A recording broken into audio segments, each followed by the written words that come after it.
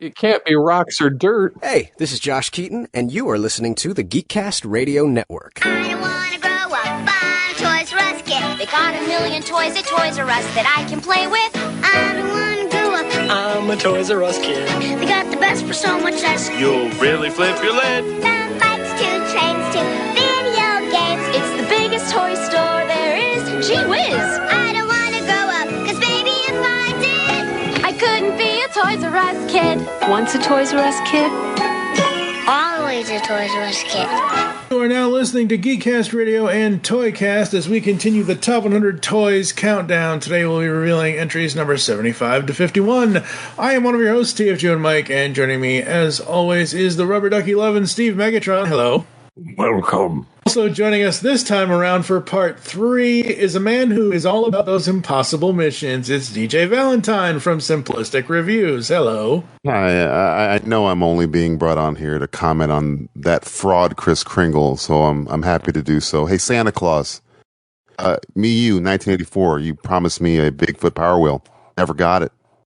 What's up? I got socks. I got frickin' socks. I'm pretty sure that's not on the bucket list there. So thanks, you charlatan. So yeah, I'm here to call out Santa Claus, if that's your real name, okay? Oh my God. Owen Davian versus Santa. Next big movie. Yeah, you're doing the outro for this episode as Owen versus Santa. I've already made the decision. And from the planet of KT Toys, we have none other than Mr. Optimus Solo. Hello. That's right. I took over. It used to be KB Toys. Now it's KT Toys. So, Right. I hate to break it to you. KB is a little bit out of business right now. Yeah, it's located in a corner of Macy's. Oh no, that's Toys R Us. Never mind. 5 customers a year. Yes, I'm here. Yes, you are here. So take it away, sir, and let us know what will be continuing on in the countdown with part 3 here. Well, just to give a quick recap for those of you that are late to the party, first of all, go back and listen to the last episode. But just in case you don't have time, numbers 101 through 76, I'll do them like rapid fire here. So we had a tie at the 100 spot with starting lineup figures and wrestling figures, and we went to walkie-talkies, Dino Rider figures, the classic Frisbee, skateboards, and hula hoop, followed by Trouble, Power Wheels, Kite, the Xbox, Tic-Tac-Toe, Tickle Me Elmo, the game of Risk, Pogs, the game Sorry, Teddy Ruxpin, right next to the teddy bear, dress-up kits, Hungry Hungry Hippos, Star Trek action figures, Battle Beasts, Stretch Armstrong, Big Wheels, Twister, and Lionel Trains. And before we get DJ's thoughts on those, I just wanted to catch everybody up on where we sat after the first 25. We had a tie at the top between board games and action figures that each had 6. Then Things That Have Wheels was next with 4, 3 stuffed toys and 3 outside toys. Those were kind of the leaders of the pack. And we had 5 toys from either the 1900s or before, 6 toys from the 1980s, and 4 toys from the 1950s. Those were the 3 time periods that were ruling supreme in that part of the countdown. DJ, I know you didn't get a chance to comment on these on last episode, but what are your main takeaways from that first set of 25 that was revealed? I want a Power Wheel. I don't know if I've made that clear. Guys, the biggest toy in my life was a Bigfoot Power Wheel. I love it. When I saw the list, I think you guys said it to me earlier today, the first thing that popped up was Power Wheels, and it reminded me, yeah, I sat on your lap, Santa. We had a deal, man. We made a deal. I was good all year. I didn't bully anybody. I wanted that Power Wheel, because Power Wheels were freaking awesome. Should be higher on this list for me. But yes, the thing that made me also laugh are things with wheels. That was like, wait, what? I had to categorize these some way. The catalog, that's what that page was categorized. And DJ, you're not alone with the Power Wheels. We talked about this last episode, that was like the toy that we revealed last time that everybody wanted that nobody got. So, nobody got. Why can I get it? So we're here to dig up old trauma from your childhood. Trauma? I got PTSD from Power Wheels. Power Wheels and PTSD. You're all Ralphie and his Red Ryder BB gun at this point with the Power Wheels. I couldn't shoot my eye. I could probably run over somebody, but I can't shoot my eye away. So we will have to see who breaks the tie between board games and action figures this round, or if a dark third competitor somewhere comes up and Dark Horse and takes the lead to see which decade reigns supreme this section of the countdown. We'll also be keeping track of what toy companies are producing the most that land on our list. And like we did last time, we'll give you some information on which ones are in the National Toy Hall of Fame, either in it or has been nominated but not made it yet, and all kinds of fun stuff like that. Mike, any other business we want to take care of before we reveal number 75? I don't think so, other than just thanking all the contributors once again for helping us make this list. Go on to GeekCastRadio.com. I'm sure there will be a page up there somewhere by some weird purple dinosaur magician that'll have everybody listed as contributor for the Top 100 Toys Countdown. So, yeah, let's just get right into it. And also, when we do commercial breaks, please pay attention to them because we are featuring some commercials from some of the contributors. So that would be great for you to pay attention to that and then go listen to their shows or go to their website. Watch them or whatever. Yeah. And just to clarify for everybody listening to the sound of my voice, the only promotions that are in these 6 episodes of the podcasts are anyone who contributed a list. So as long as I have an MP3 ad from those people, they will get the promotion, and that's the only promotion we're doing because they contributed to the overall project. Absolutely. And we'll also, like Mike said, feature them on our social media post and on the website, etc. So, all right. One thing we talked about last time before we get into here, number 75 here, was the definition of toys, and we kind of did a brief discussion on what qualifies as a toy, what doesn't, and we kind of said, anything that's going to take up a child's time, that you could spend time doing it, we're kind of using that loose definition for a toy. So anything they could play with, anything that they could kind of spend time with, we're considering a toy just for the purposes of this. I mentioned that because I think in our number 75, we're going to get the one that I would think would be the most questionable, the category that we included in our toys. And that was the category of books. So we did include some types of books in our catalog that we sent out. And we are going to have one of those here at number 75. And that is the books that came around in the 1930s from a guy named Dr. Seuss. So just Dr. Seuss books in general come in here at number 75. Moms, do you recall when you were small that books with this cat were the most fun of all? Now your kids will see how fun reading can be. Because Kellogg is offering beginner books free. Why, these Kellogg cereals is all that you do. Send 2 proofs of purchase And a free book for you. any one of these books, or perhaps a cassette. But the offer won't last. So don't you forget. For you'll be amazed at the time your kids spend. When they look into books with Dr. Seuss and friends. DJ, do you consider books a toy? No. What if we were considering books? Does Dr. Seuss rank supreme? I mean, if you're going to give me a book, Dr. Seuss would probably be high on the list of the ones that would annoy me the least, other than maybe highlights. But yeah, Dr. Seuss, Green Eggs and Ham, Cat in the Hat, I'm talking about the movies, not the horrible the books, not the horrible movies. But yeah, I was going to say, wait a minute here. Yeah, that Mike Myers one with Alec Baldwin. But no, the books I did have to read, and when I first got them, I was like, I don't want to read. I want to play outside, and they gave me a book. Oh, this is down there, 1 fish and 2 fish. Okay, I'm in. So yeah, Dr. Seuss. I think he realized the way to get kids to actually read is to make books. What's the word I'm looking for? Entertaining. So yeah, he did. There you go. I think I can see it with like books that are strictly reading, not necessarily considering them a toy. I think where the gray area comes in for me is like when you consider like a coloring book, because that's something you do something with. Right. Or even like maybe the Where's Waldo books, the Magic Eye books, some of those, because you're pop-ups, just pop-up books in general. Books, yeah. Definitely. So Yeah. that's kind of why we included them. But I'm kind of like you. I'm on the fence on whether they should be included or not. But Steve, what do you think about Dr. Seuss books starting us off today? I mean, I can see it. I didn't list them, but yeah, I mean, those are some of the books that I didn't mind as much growing up and bought my own kids. So, I mean, I can see them being on here.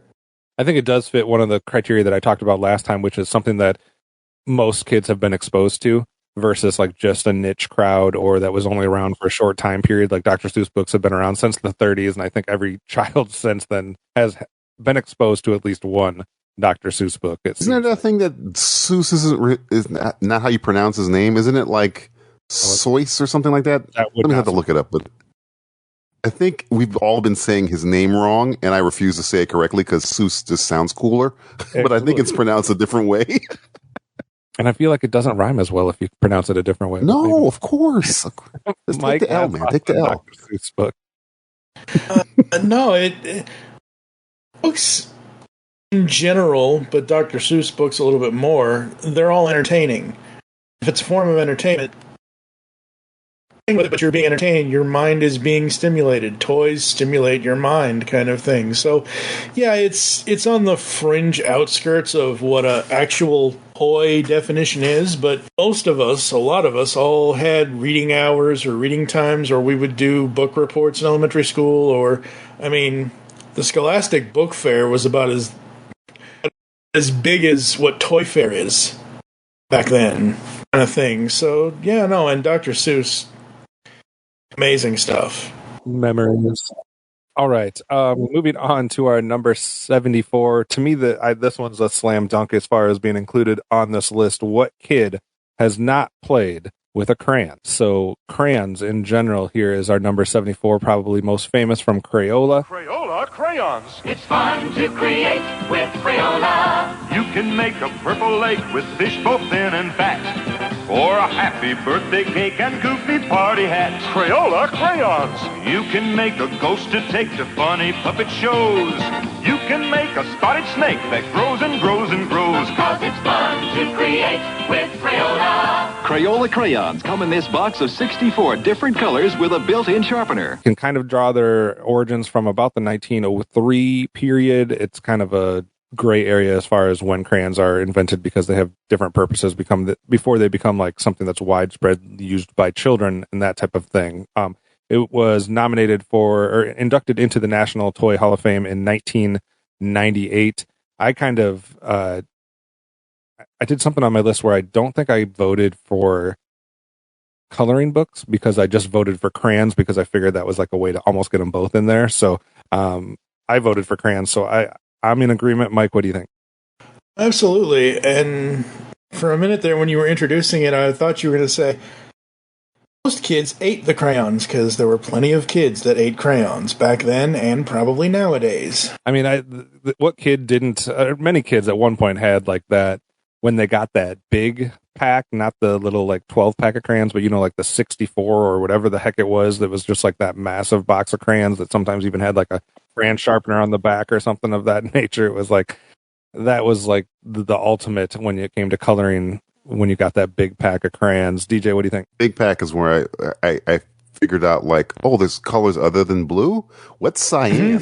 What's magenta? Chartreuse? What are you talking about? I thought it was just red, green, and yellow and stuff. Yeah, so yeah, the big pack, I mean, burnt orange. That's right. I want to burn an orange. But no, I've used mint. The only way you could get silver and gold crayons was the 64 pack.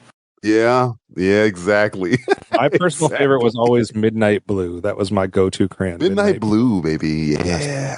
Especially in the G.I. Joe world, a lot of things could be Midnight Blue. It's like a late night radio music thing. Welcome to Midnight Blue. Absolutely. That should be a name of a band or something. Steve, what do you think of crayons? Show coming to GeekCast Radio in 2024, starring Midnight DJ Valentine. Blue. That's right. Midnight Blue. Get close to the speakers. No, I mean, I can definitely see that because, I mean, that's still one of those universal things that everybody still uses to this day, whether it be, I mean, there's still Crayola or they're, the crayon. Either way, I mean, whether it's crayon or coloring pencil, like Crayola still is one of those ones that everybody just kind of associates with it. All right, so we start off with Dr. Seuss books and crayons. We're going to move away from book-like things for our number 73 here. We had a couple Milton Bradley toys last time around with Hungry Hungry Hippos and the game of Twister. We're going to have a Milton Bradley game here as well. And our first point for the board game versus action figure contest here, our number 73, it was invented in 1964. It was a Milton Bradley game. It was a finalist for the Toy Hall of Fame. Hasn't made it yet, but we're talking about the game of Operation for number 73. I never owned this, but I know it's one of the most frustrating games in the world. Operation! You're the doctor having so much fun! Operation! You're the doctor, got the patient on the run. Remove water on the knee, collect $1,000 fee. Operation's the wacky doctor game. Remove the pieces and collect your fee, but don't touch the sides or... Operation. You're the doctor, collecting all your pay. Buddy boy. Operation. You're the doctor. It's so much fun to play. Operation from Milton Bradley. It'll leave you in stitches. Because you always get buzzed before you get that little thing out of the wishbone or the whatever bone you're trying to pull out of that thing, and you get shocked or buzzed, whatever it was. I remember playing it at a friend's house, but I never had it myself. DJ, you reacted there. What do you think of the game of Operation? Hey, kids, you want to know what open heart surgery is like? Have you ever ripped out a man's bone while he's looking at you with a red nose? Operation. I do remember playing this a lot. And it just proves, like, back in the day, they didn't really sugarcoat like graphic content to children as much, because the game by concept is a man sits naked in front of you and you have to rip out fictional body parts from him and make sure you don't touch the sides or his nose will explode in a red fiery mist. So yes, Operation, one of the greatest games ever conceived by a Satan. We talked about a lot of the board games that we had last time I didn't vote for because I just had to, it was hard for me to pinpoint which ones, I only wanted so many to get on my list. So I think the only ones that we revealed last time board game that I had voted for was Hungry Hippos.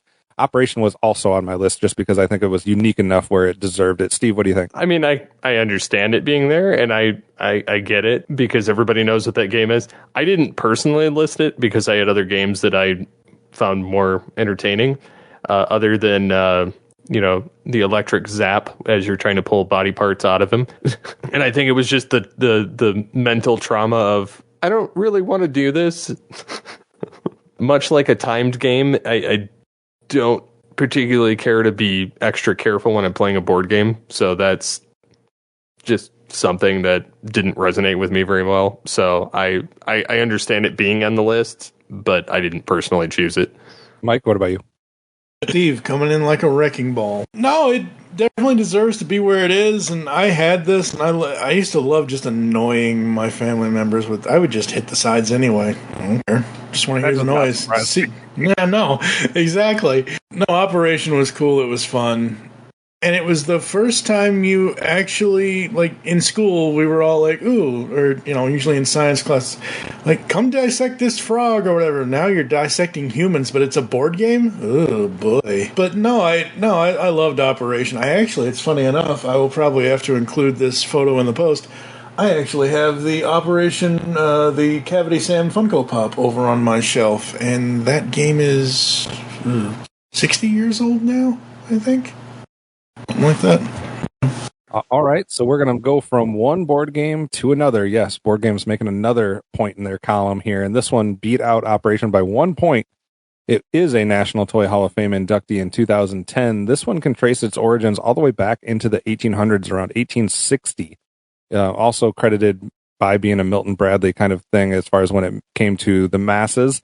We're talking about the game of life. I made $50,000 in the stock market today. I had twins.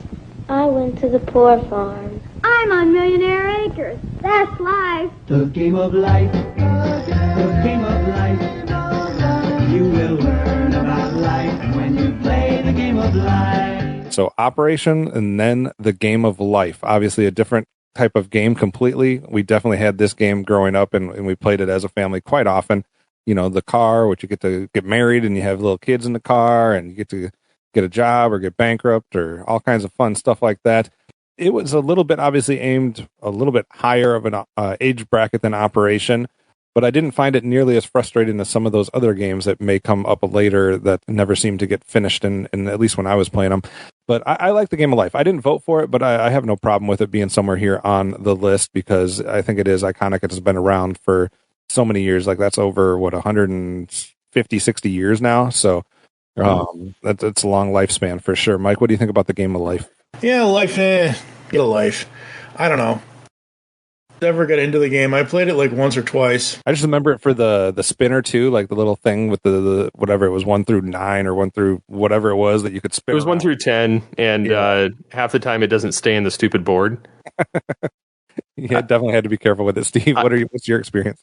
Well, I play this with my family a lot, actually. Somehow my youngest always ends up being the richest person in the building. I don't like the spinner just because it takes forever to spin it because it never stays attached to the board, which is annoying. But I don't know, I didn't list it, but I enjoy playing it with my family. Like, as far as like just a game if I'm playing with like friends or something, that's not one of the games I would choose. But it's enjoyable for what it is, and I know they've made newer versions of it where it kind of evolves a little bit. My youngest always ends up like multi-million-dollar winner, and I never actually. I'm kind of somewhere in the middle. My oldest is usually the one that's at the bottom as far as money management on it. So it's kind of interesting to see how that works. Showed up on 10 people's list, which is actually one less than Operation, just a little bit higher of votes for it overall. DJ, what do you think of the Game of Life and the Operation, and, you know, compared to the ones that we've already seen, which is Hungry Hungry Hippos, Sorry, Risk, Trouble? Those have all already fallen. What do you think of the order so far? Ooh. Technical difficulties. Let's move on, shall we? So, Mike, what do you think of the order that we have the board games so far and the ones that have been revealed versus where we're at here with Operation and Life showing up this time around? Operation is, because I didn't really play the Game of Life, I'm not really whatever. Like, for me, if I was ranking them, I would put Life back in the last episode. Okay. And put Sorry or one of the other ones in this place, but hey, that's Life. All right, let's get away from the board games, but stick with games of some sort here. We're going to go to number 71, and this is something that originated in the 80s, 1983, in the United Kingdom, actually, and it is now owned by Hasbro. It wasn't originally. This is also a National Toy Hall of Fame inductee just recently in 2020. Another one that I think has been played by all ages throughout since 1980. So I think everybody since then has probably played this at least once. We're talking about Jenga. Jenga. You take a block from the bottom and you put it on top. You take a block from the middle and you put it on top. That's how you build a tower. You just don't stop. You gotta build that tower, putting blocks on top. And it teeters and it totters as you build it all up. It weebles and it wobbles, but you don't give up. You take a block from the bottom and you put it on top. You take a block from the middle and you put it on top. Till someone knocks it over, and that's when you stop. But you start all over, putting blocks on top. Jenga from Irwin. So Jenga here at number 71. It's like the ultimate party game. I remember playing, I think it was at a bachelor party or something, where we had like one that was like 6 foot tall or something. It might not have been 6 foot tall, but it was huge with giant little sections of it. And obviously there's little tabletop ones as well. So it comes in all shapes and sizes. Steve, are you a fan of Jenga? Yeah, I mean, within reason, I like it. I have the game. Mm-hmm. I've played it with the kids, and it's always fun to see if you time things just right. But yeah, I mean, it's entertaining. Another one I didn't list, but I do enjoy. Yeah, it was one that you could always tell if somebody had played it a lot or not based on what their strategies were and how they stacked it, attacking the board. Yeah, things of that nature. Mike, what do you think of Jenga showing up here at number 71? I think I like giant Jenga the best because it's the easiest to clean up. Not as noise though. But the original regular game was always fun. Like Steve said, and like you said, you always had to make sure you just grab that one piece at the right spot. I get too many neck cramps. The little tap test. Mm-hmm. The tap test to see if it's loose or not. DJ, what do you think? Jenga, top 100 worthy? I don't want to brag, guys, but I'm kind of a Jenga master. I am the aficionado of Jenga. I've played drunk Jenga. I've played sober Jenga. I played, as Mike said, giant Jenga. I've played regular Jenga. I think my middle name might be Jenga. I'm pretty sure I'm pretty good at this game. It's not even one of my favorite games, but I just, for some reason, I got savant with Jenga. I'm really, really good at it. So yeah, that's what the J stands for. It's D Jenga That's Valentine. what it stands for. D Jenga Valentine. Come on. That's what it is. Later. It's a secret. It's been revealed on the show. I feel like I was always the Jenga police. Like, no, you can't do that. Like, you have to. What are you doing? No, it has to be lower. What are you doing? All Let's right. start at the top. Jenga here at number 71. So 2 board games and then Jenga, which is a type of game. We're going to let the action figures make a tally to try to come back since they're behind the board games here. This is number 70. This one debuted in 1987 by the company Kenner. We're talking about, I did not think this would make the countdown, but we're talking about the Silverhawks toy line here at number 70. So Silverhawks, partly metal, partly real, mighty warriors with the powers to protect space from all evil. Hot Wing Race too, Gyro too. Figures with weapon birds sold separately. Now with Steel Will they face Evil Monster and Sky Shadow. Attack, Stronghold, Grab Him, Power Wings. Oh, stop! I've got Steelheart and Razor. No way. I'll still win. Never. Steel Will with Stronghold, Monstar with Sky Shadow, and other figures with weapon birds sold separately. Silverhawks, new from Kenner. I obviously had some of these with the wings and the little fabric piece of wing that you could put on their arms, and then you could squeeze their legs together and they would flap, and then you had the bird that came with them, or like Bluegrass, you had the guitar bird / thing. So, I mean, Silverhawks were cool. They had that like vac metal stuff, which guess what? Doesn't age very well. Nope. For anybody that wants to know, like, if you have some of the original figures and they've ever seen air, like Beast Wars, Transmetals, looking too good. Yeah, exactly. So great. They don't age well. They were cool at the time. I didn't vote for Silverhawks, even though that's one of my favorite cartoons, just because I don't think the toy line stands out enough to maybe be top 100 worthy. But hey, enough people voted highly enough on it. It actually only appeared on like 7 lists, but everybody basically had it in the top 50 that voted on it. So I guess there's a lot of Silverhawks fans out there. DJ, what do you think? I remember Silverhawks, the show, vaguely because it came, for me, and where I was, it came on after Thundercats, and they would show the commercials of the toys because all these shows were commercials. And I was like, oh, I really want a Silverhawk, and I never got one. I got Mumra and I got Lionel and stuff, but I could never get a Silverhawk. And the only time I got to see one was when I was at camp or something, and I saw somebody else with one. And the one they had, the metal was already flaking off of it. I was like, oh, okay, I guess I can dodge the bullet there. So yeah, Silverhawks, I get it, because once the metal is not flaking off, they look really cool. It's just don't play with them for a very long time because they're gonna get naked hawks real quick. I had a few growing up. I had Bluegrass, I had Monstar, and so I had Quicksilver, and I think one other one. I do have Quicksilver and Monstar still.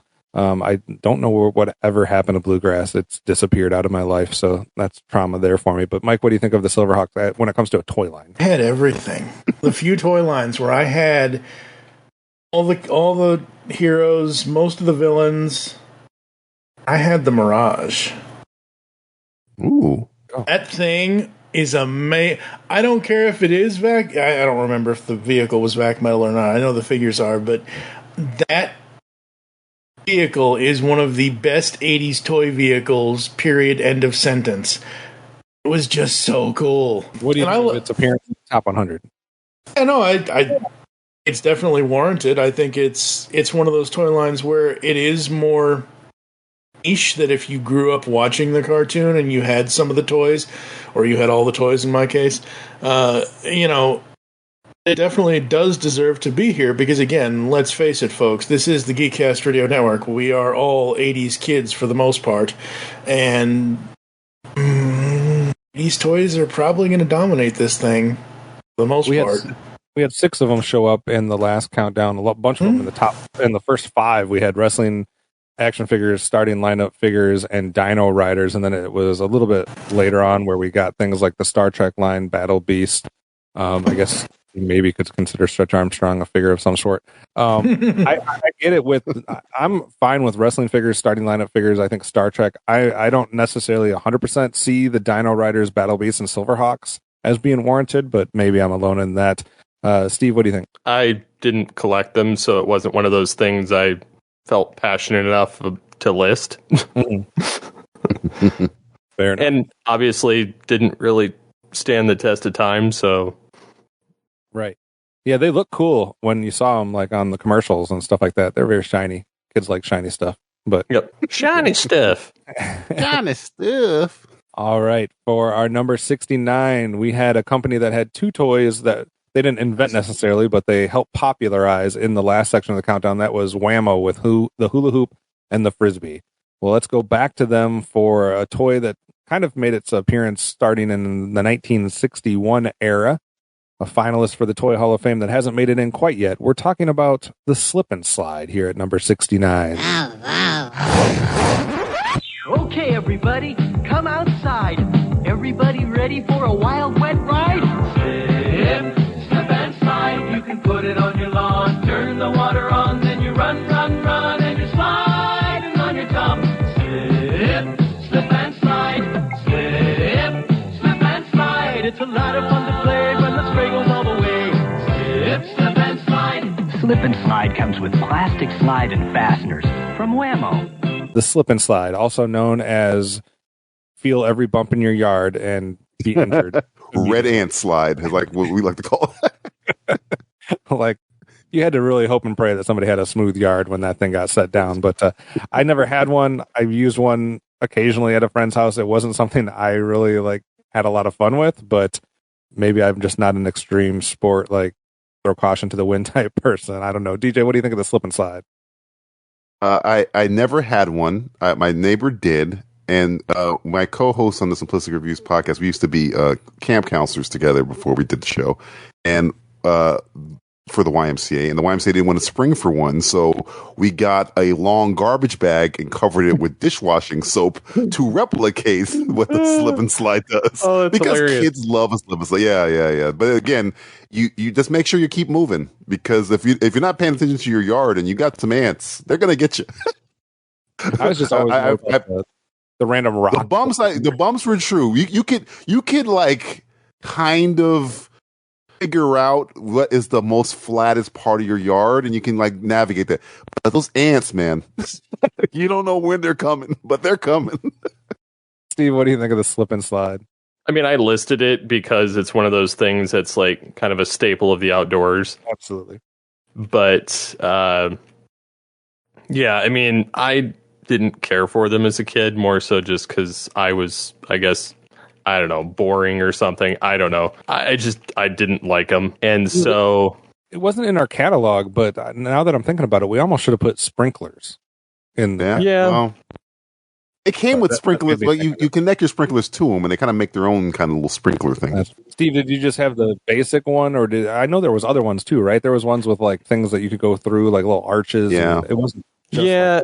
I think mine was generic, or the ones that I used. My kids, they had one for a short stint, but it's one of those things that they cared about briefly, right, and just didn't anymore.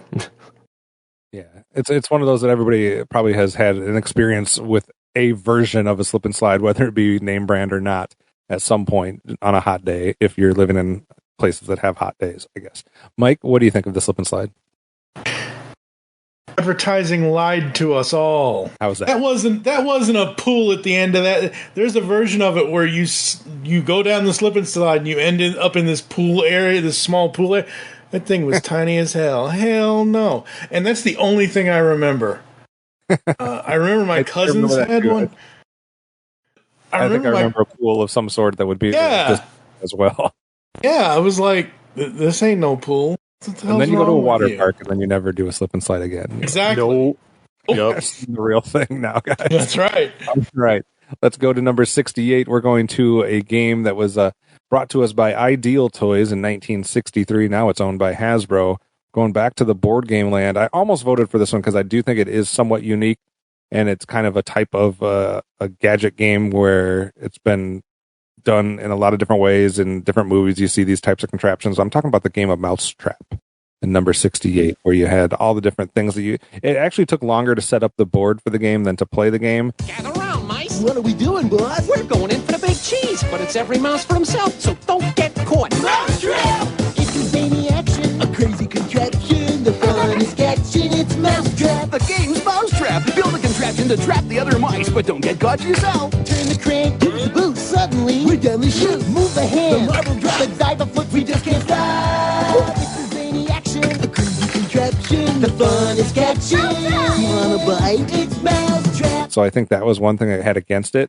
Like, you had to spend half your time making sure you had all the pieces in the right spot. But it was unique because it was more than just moving a token across the board, like you have in a lot of games, like variations of stuff like Chutes and Ladder and Sorry and things like that. So I give it points for uniqueness, and I definitely thought it was amazing when I got it for Christmas, I believe, one year, and everybody and my cousins was playing it like crazy that day, and I don't ever remember playing it after that day. But Mousetrap here at number 68. Mike, what do you think? Yeah, I was very much like you, where it was like you spend all day setting it up, spend 5 minutes playing it. Okay, we caught the mouse. Next. That was it. Like, there's no the replayability is setting the thing up. Yeah, that's and hoping you haven't lost a piece or broken a piece or something of that nature. DJ, what do you think of Mousetrap when it comes to board games? I could never. I've never fully played it. I've had pieces of it. Again, at camp we had a whole bunch of board games, but we're always missing pieces from the game Mousetrap. I like to think Mouse Hunt with Nathan Lane is kind of like the movie version of Mousetrap. But I never got to play Mouse. I see the commercial and I'm like, oh, that looks cool. When we had it, we had like 3 of the parts, so I was like, well, we can't really play this game. I think that's like a staple of any type of camp or like doctor's office or dentist office or wherever it is. Like, there is no board game with all of its pieces. There is no puzzle with all of its pieces. Who's stealing these pieces? What are you doing? Steve, thoughts on Mousetrap? I haven't played that in probably years now at this point. I enjoyed it. I listed it on my list. I can see why it's enjoyable. I remember playing it and enjoying it, but nowadays, like, I just don't. Yeah. 12 people voted for Mousetrap, so that was enough to make it here at number 68. And guys, we're sticking with board games. They're starting to dominate. So number 67 was a 2005 National Toy Hall of Fame inductee. This one's been around since 1948 from Milton Bradley, currently owned by Hasbro. And we're talking about the iconic Candyland. This is Candyland, a place you pretend to visit when you play this game. The cards show you how to follow the path through Candyland. You'll discover the gingerbread plum tree, a rainbow pass, and Gumdrop Mountain. But be careful of the cherry pitfalls, and don't get stuck in Molasses Swamp. You don't have to know how to read or count to have loads of fun in Candyland. Candyland, a game for people 4 to 8 from Milton Bradley. I never have owned this. I don't know if I've ever even played this, but I know that it's like the board game that comes to mind when anybody is ever listing like a board game from their childhood. So I get it. Candyland here. I can't talk about it. Like I said, I don't think I've ever played it. Mike, have you ever played Candyland? All the damn time. Yeah, we would play Candyland all the damn time. Between all the characters, and it was just fun at the time. It was one of those games where it was back in it, and this is the thing. The 80s, we all know this. I've stated this, and other people have stated this in other of our podcasts before. The 80s was a starting point for a lot of stuff. And even though Candyland, I forget how old you said it was, but even though when we found it in the 80s, it was like, ooh, what is this? This is cool. And it was just fun. I thought that was going to be an interesting thing that was going to happen during the course of this top 100 was the number of games that people attribute to certain time periods that actually came out way before them or a little before them or different things. So it's going to be interesting to see how those years and the decades play out here, because we've only had 2 this countdown so far, this section of the countdowns from the 80s. That was Jenga and Silverhawks. But DJ, what do you think about Candyland? Candyland was concept-wise was I liked it. It's just it wasn't a game for me. I think I wanted more. I don't know, strategery. Is that a word? No, it's not. But it was just color. It wasn't my game. I remember playing it. I was more shoots and ladders. I like that better. Something about Candyland was like very like vacant. It's like not a lot of strategy going into it. It's just like, oh, look, I got a purple. It's nothing really going on with it. All right, Steve, thoughts on Candyland? I didn't list it, but that's just I guess I kind of agree with the mentality of I would rather have something with a little bit more thought that goes into it other than just, roll the spinner and see what happens. Well, the point of the game was you had to find King Candy, the lost ruler of Candyland. And thankfully, God. Who the hell is King Candy? And thankfully, he didn't turn into Turbo. King Candy. Candy. Who made him king? Huh? This is a monarchy? What it's kind of. I have to drive my go-kart. We're going to roll the clock back even further here for number 66. You can maybe trace this toy back into the early 1800s, possibly. There's really a gray area when it comes to when this became a toy and when this became a thing. We're going to go with something, though, that I believe every kid has probably played with. My daughter, even at the age of 3, has already played with these like a ton. We're talking about toy dinosaurs. So just toy dinosaur figures, like whatever kind of dinosaurs are represented, doesn't matter, just toy figurines of dinosaurs. To help us in our never-ending battle against the evil Decepticons, we create the incredible Dinobots. Transformers, more than meets the eye. Dinobots wage their battle to destroy the evil forces of the Decepticons, the Transformers. Every kid has a dinosaur phase, right, DJ? Oh yeah, I had one. I was a big T-Rex fan. And this is before Jurassic Park. This was like dinosaurs Steven Spielberg didn't make them cool. They were always cool, man. They were always cool. So I had a raptor, and I had I think they call them Diplodocus. It was the long-tailed one. I had it. I always wanted I never got the T-Rex, so I used to pretend that the raptor was just a miniature T-Rex.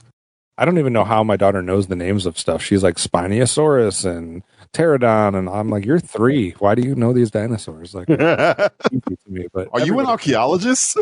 Are you a paleontologist? What are you? Exactly. Like, she's into it though, and I feel like every kid has that phase. Some last longer than others. My cousin had that phase, and he is a paleontologist, so it lasted his whole life. But mine was shorter. Mine was like the Land Before Time era, maybe, and into a little bit of into Jurassic Park, but. Steve, what do you think about toy dinosaurs? Did your kids ever play with those? Oh, heck yeah. They still play with them. Mine just happened to be Transformers. His was robotic dinosaurs. Yeah. Touche. Mike, what do you think? Toy dinosaurs at number 66? Grimlock agree. All right. That's right. It's all about the Dinobots. All right.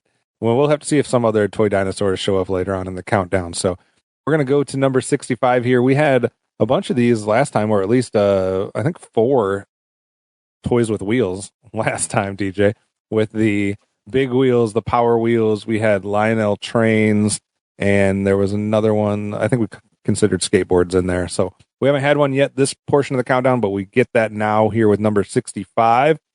This one, you can kind of trace back to the 1940s. Again, a very loose date on some of these because there's a lot of different variations of this, but we're going to go with, and you could do this with cars, planes, ships, whatever you want. We're talking about the model kits, the model cars, anything in that realm. Something you had a kit that you had to put together. You could paint, you could do whatever you wanted to with that type of stuff. And we just are calling it model cars to encompass all of that. So I definitely voted for this. I think this is something that a lot of kids at least have some exposure to.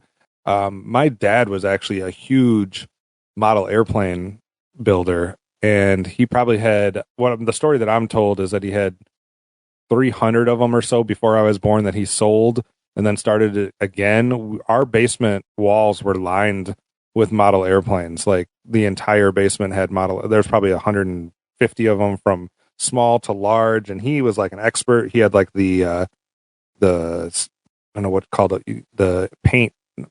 I'm gonna butcher this though, like that you sprayed on. It wasn't spray paint, but like there was like a whole machine that you could like do the paint with, and he had like all these tricks. Like he would take Hershey Kisses and take the candy out, and then take the tinfoil and smooth it out with like his nail or something like that, so it would be like a metallic paint, and then he would put that on the planes, and it was just crazy. So I was definitely exposed to a lot of model airplanes. I did my share of model cars as well. I was always frustrated because I was never as good as he was at it.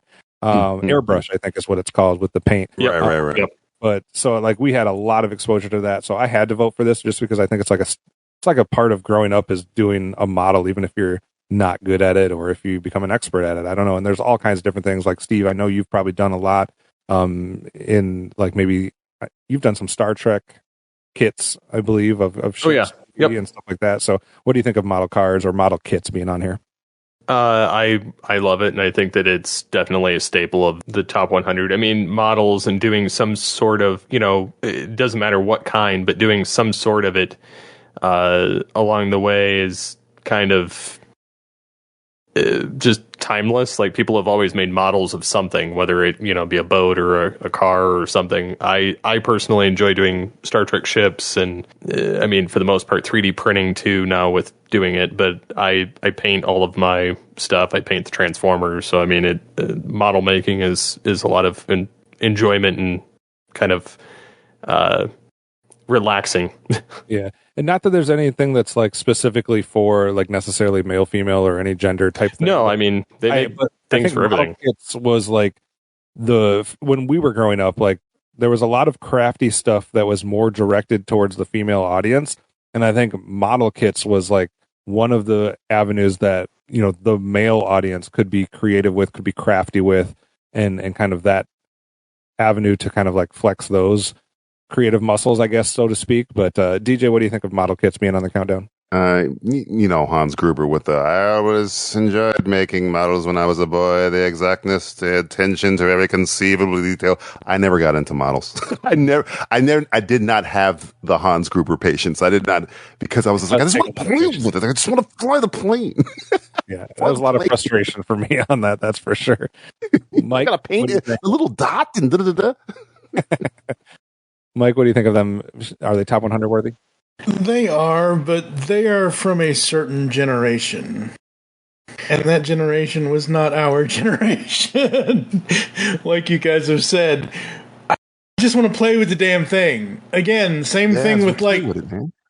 same thing with like Mousetrap. Mousetrap, like we've said, you spend 5 hours building it, you spend 5 minutes playing it. Model kits, and I get it. They're intricate, they're awesome, they have all these parts, and it's cool if you're into making all of that and you're into building all of that, but most of us want to just crash the damn cars together. We don't want to build them. Not when we're 5 years old and 6 years old in the 80s. They do deserve their time to shine, and that's here. All right, fair enough. Let's go to 64 and back into the world of action figures. This one was, Mike, from the 1980s. We're going to give this one 1983, brought to us by the company Tonka. I love that it's here, Mike. We're talking about the GoBot toy line. The GoBot.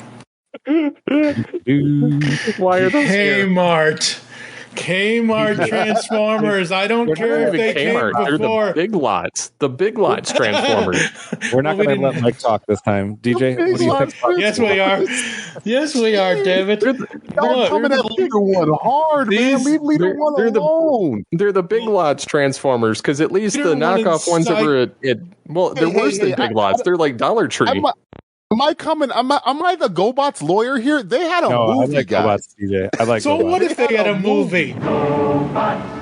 You can pretend the evil Psykill has sent 2 renegade GoBots to trap the Guardians. GoBots sold separately. You cover the air, Zero. Tuck, I'm picking up Leader 1 on my radar. Renegade. Flip top to the rescue.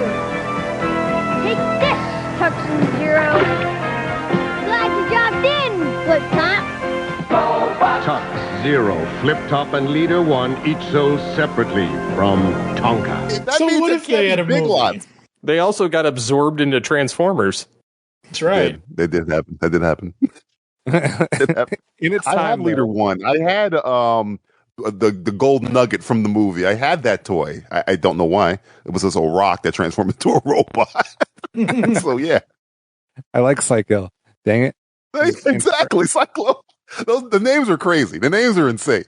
Crasher. I like Crasher. It was like a female Transformer, and Transformer didn't really have a whole lot of females, so I like that it was a main character. And I think GoBots is way more worthy than Silverhawks or Battle Beast or Dino Riders from being on here, because yes, they're similar to Transformers, but Megatron would tear through them so fast. Oh yeah, like, what? Megatron versus Psykill. Psykill ain't got a chance. Jesus! You start laughing. Like, what is this? Exactly.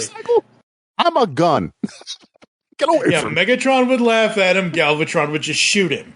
And Beast Megatron would just laugh at him as he pulls his head off slowly. Yeah, he just rip his head right off. Yes. All right, if you're a GoBot fan and you need a support line, call 1-800. We don't give a fuck.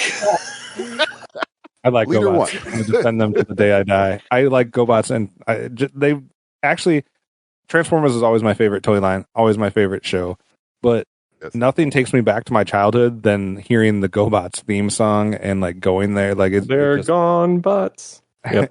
it brought me back to my childhood big time. So I always have a soft spot in my heart for GoBots, and they transform just like Transformers. So maybe not as unique of a toy here, because since Transformers obviously did it better, but I think it's worthy of at least being involved in the conversation if we were talking about like your lines and things of that nature. Anybody else any thoughts on GoBots before we move on? Or Leader One. All right. Well, he became a mini-con in Armada. Ooh. He had the shade. Leader for Megatron. And they just had a Crusher figure in one of the lines like last year, so that was kind of cool. Yeah, they got to keep that IP going. Yep. So, heaven forbid Hasbro forget to renew the trademark on something. Mattel comes in and steals GoBots. Can you imagine if there's an alternate timeline where Michael Bay is making GoBots movies? Okay, that's so just right. make sure we understand. At least it would be interesting. Yeah, you should have done that. It's true. Yeah, he should have done that. He's the big lots of directors. So, yes. Well, I'm not arguing with that. I'm not arguing either. All right. So we've had 3 in a row that have not had anything to do with the Toy Hall of Fame. We're going to change that when we go to our number 63, and we're going to go somewhere we haven't gone before in this countdown: the world of balls. What? So excuse me, for number 63, we're going to go to, they've been actually inducted in 2 different forms into the National Toy Hall of Fame in 2009 and 2017. We're talking about sports balls. We put them all together. So whether you play with a baseball, a football, a basketball, a soccer ball, just every kid has probably played with one of those balls in their life. And you can probably trace this back, I don't know, 1200s maybe. Like, balls have been around for a while. So, I mean, technically, yes. All right, DJ, what do you think? Should they be on here? Lance Armstrong, your balls have been around. I was a basketball player in high school, so yes. Basketball, I did play that. Football, I played that too. Baseball, I did not like that. I played that. My grandfather was a cricketer. That's a sports ball. I just got into Premier League, so that's a football. We don't call it soccer. So yeah. Wait a minute. Cricket? You gotta know what a crumpet is to understand cricket. Cricket is West Indies, not just England, my friend. Get it right. But that was we didn't want to split this up because it'd be too hard to identify which one are you going to vote for: football, basketball, baseball, etc. But they're all on. Just balls. Are you going to vote for balls? Are you going to vote for sports balls? Mike, what do you think? They deserve to be in this conversation. They've been inducted in the Hall of Fame twice. I don't know which one. Don't ask me. Question though. Yes, go ahead. Where's the hockey puck going to rank? Because I'd rather have a hockey puck than a ball. You're kicked off of this countdown. Tennis balls, ping pong balls, golf balls. Hockey puck's a 2-dimensional ball. It's a 2-dimensional ball. The circle. That's it. Kinda. But Steve, any ball thoughts? oh my god! What the? Tell us about your balls, Steve. Wow. No, with your balls. No. Not gonna talk about there's your favorite Martian song about balls, but and an AC/DC song. No, I mean that's kind of the universal thing. Everybody's done like the sports and whatnot. So I mean it's soccer, basketball, baseball. Like I mean it's kind of that universal thing. So I could see that being on here. Now the funny thing is if dirt or a stick or a rock show up in the top 25. We're still waiting to see if any of those show up. All right. I love that the fact that these two are coming back to back. So our number 62 is Parker Brothers toy. Came around in about the 1969 period. There's been a lot of different versions of this one as well. It was a National Toy Hall of Fame inductee this year, 2023.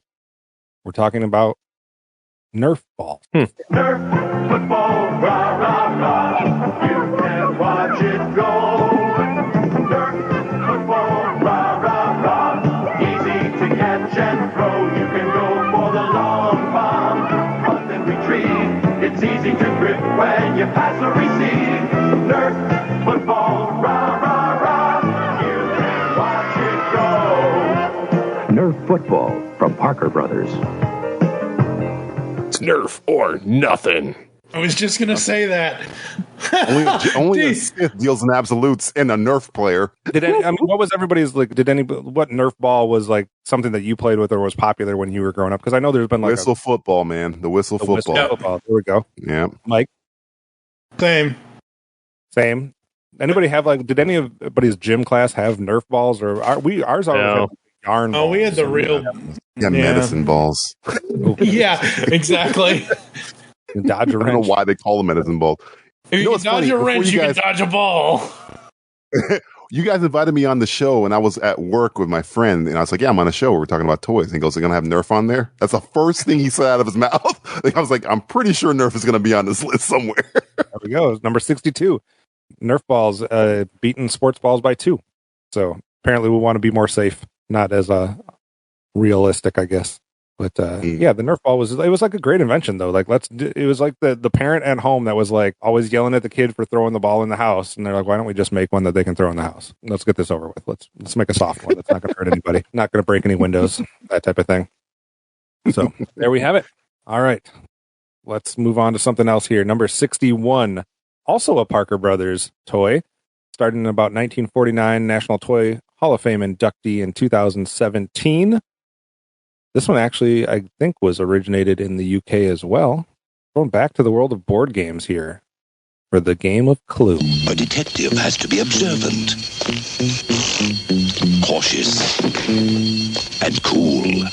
When you play Clue, you have to figure out who did it. There are suspects, weapons, and scenes for a crime. Mr. Green did it in the study with a knife. I got a clue card. I know. It was Miss Scarlet in the conservatory with a candlestick. Wow! Elementary, my dear Betsy. Clue from Parker Brothers.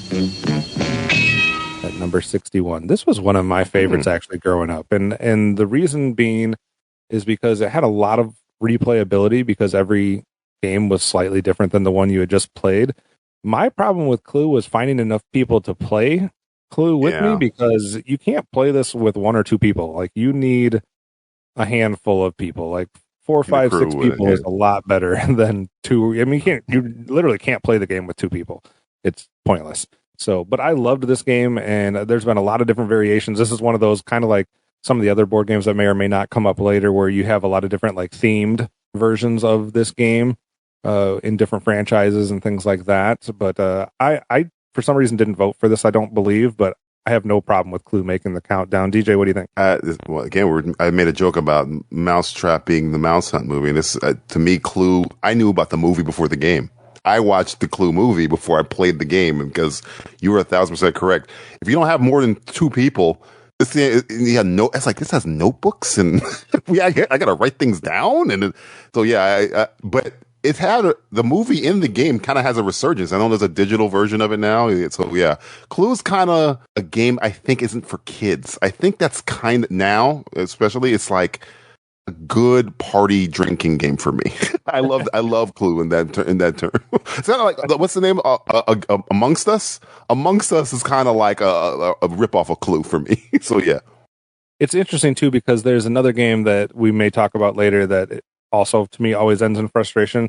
But I feel like 50% of the time that I've played Clue in my life, somebody has tried to guess it and been like, and that's been the end of the game because they screw something up. Like it's like they've given a wrong clue at some point, so you think you have the answer and you don't, and it turns into a fight. Like I believe that's happened like in a good percentage of the times that people play Clue in the world. Like something gets screwed up towards the end when you're guessing what's in the actual packet, and all hell breaks loose. That's at least my experience. Mike, what do you think about the game of Clue?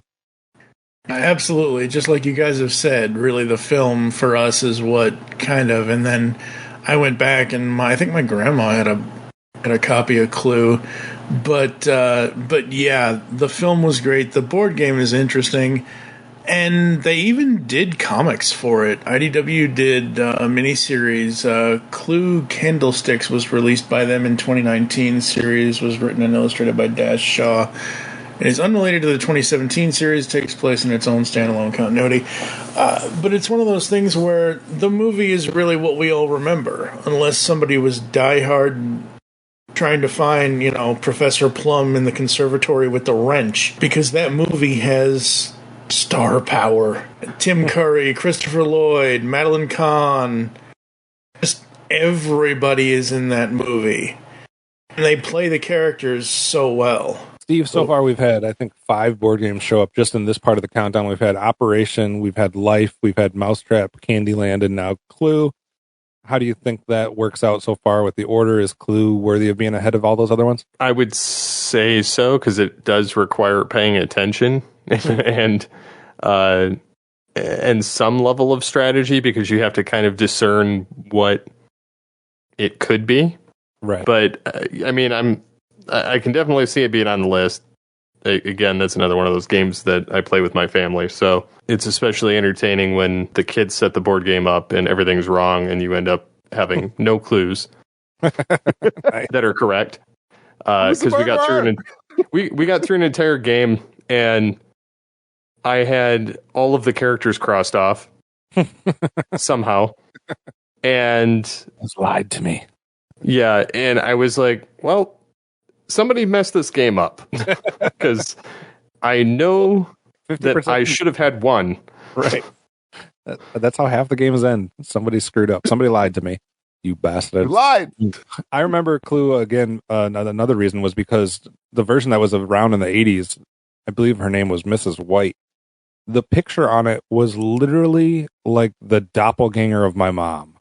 And I was like, Mom, when did you pose for this game? Like, do we have any money from this game? Like, are we getting residuals? Like, what happened?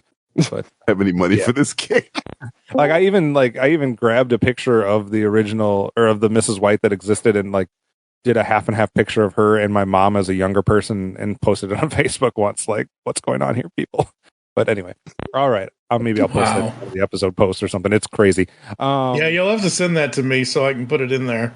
Yeah, we're going to go somewhere we haven't been today for number 60. You can probably trace this one back into like the 1600s or so. And before you tell me it's not a toy, it was inducted into the Toy Hall of Fame in 2018, you bastards.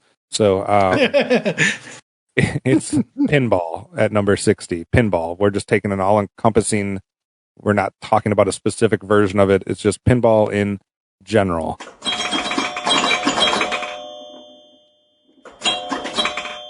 Steve, what do you think of the game of pinball? I like it, but I don't feel like it holds up anymore. Because, I mean, where have you seen an arcade? I mean, granted, I think us older people like it. Because we went to, like, over the summer, we went to a campground and they had like 3 different versions, and one of them was like, I think Ninja Turtles version or something, and the kids were like, "What is this?" And I'm like, "Oh, I'm going to destroy you at this." Be destroyed. Oh, go ahead. Yeah, it was. But I mean, But I loved how they themed it, like reskinned it every time with different music, different sound effects, different characters in television or movie series, because it gave it new life every time you played. I wasn't someone that grew up playing a lot of pinball. I mean, I obviously know what it was, and we did have quite a few arcades actually around us, and I think we still do actually. But to me, that was one of those things that I never 100% understood, like all the different things that could happen. So it's just like you hit it and you just hope for a whole bunch of like noises and sounds and lights and things like that, and then just try to keep it out of the hole at the end. I don't know what I'm aiming for. I don't know what I'm hitting it for. I'm not an expert, but like just keep it alive and good things should happen. So DJ, what do you think about pinball? I kind of miss me because like we had an arcade when I was younger, and it was like pinball games were there, but so was Street Fighter. So it's like, what do I do here? So I usually gravitated away from it, but it's always there. And then I would play like computerized versions of pinball. I liked it because it does require skill, but again, it is. I think you guys nailed it earlier. It's more. It's not a kids friendly game, though. That's what they started doing the whole motif, the Alien pinball or Teenage Mutant Ninja Turtles pinball, because they wanted to get Batman. Yeah, the Batman 89 one. I remember with the car was in the back. I remember that one. And that would get you interested for maybe for me anyway, like maybe like 10 minutes. And I was like, oh, okay, hey, Tekken's over there. So I would always like fade away in the background. Yeah, I feel like it hit a little bit more maybe for the generation right before us than it did for our generation, maybe. But it also seemed like it was so like, maybe it wasn't, but it seemed like the detail put into like building a pinball machine and all the different stuff that I'm like, how expensive is this to like build one of these with all these different gadgets and gizmos? But it takes a lot of quarters to pay for that back. Mike, what do you think about pinball? Mm-hmm. So, pinball, I always had to be super fast if I ever wanted to play it. Because I only have one hand that can actually play the damn thing. My right hand, for those that don't know, I have cerebral palsy, and I have no real motor function. I have no real whatever in my right hand. So could only ever use one or the other side, or I would just have to keep going back and forth, which again, like you guys mentioned about video pinball and computer pinball, I like those. DJ, I'm pretty sure there was a Street Fighter pinball machine somewhere. I wouldn't doubt it. They had every version of a pinball. Please, kids, please play our game. Wasn't there, remind me, because I'm old and I forget these things, wasn't there didn't Clark pass by a Superman pinball machine in the original Superman the movie at one point? I think he throws somebody on top of it at the very end. That's what it is. Yeah, so, yeah, pinball is cool. It very much is cool. I just couldn't play it myself, but it's just one of those things where it's a staple. And I think you're right, Kev. I think it's just that generation right before us, because as the 80s progressed, they kind of declined. Like, ooh, pinball. It turned into like a party favor kind of thing. Yeah, absolutely. All right, so away from pinball, I guess that's our venture into the world of quote-unquote electronics for today, because we haven't had anything in that today yet. For 59, we're going to go to something that we haven't had at all in the entire countdown so far. We have not had anything that would be considered a toy that's based around cards. So, think like, I don't know, Uno, baseball cards, Old Maid, War, Skip-Bo, those types of things. We haven't had any of those types of things. And this is somewhat of a card-based toy. We're going to go to a toy that was inducted into the National Toy Hall of Fame in 2019. And it's also, we haven't had this today, a toy that originated in the 90s. So we're going to talk about 1993 and the fad that was Magic the Gathering. At Magic the Gathering's research facility, experts test combat strategies using subjects selected from the general public. Jeez! Where do you get these kids? Play my card, you moron! I'm unblockable! What are you waiting for? An invitation?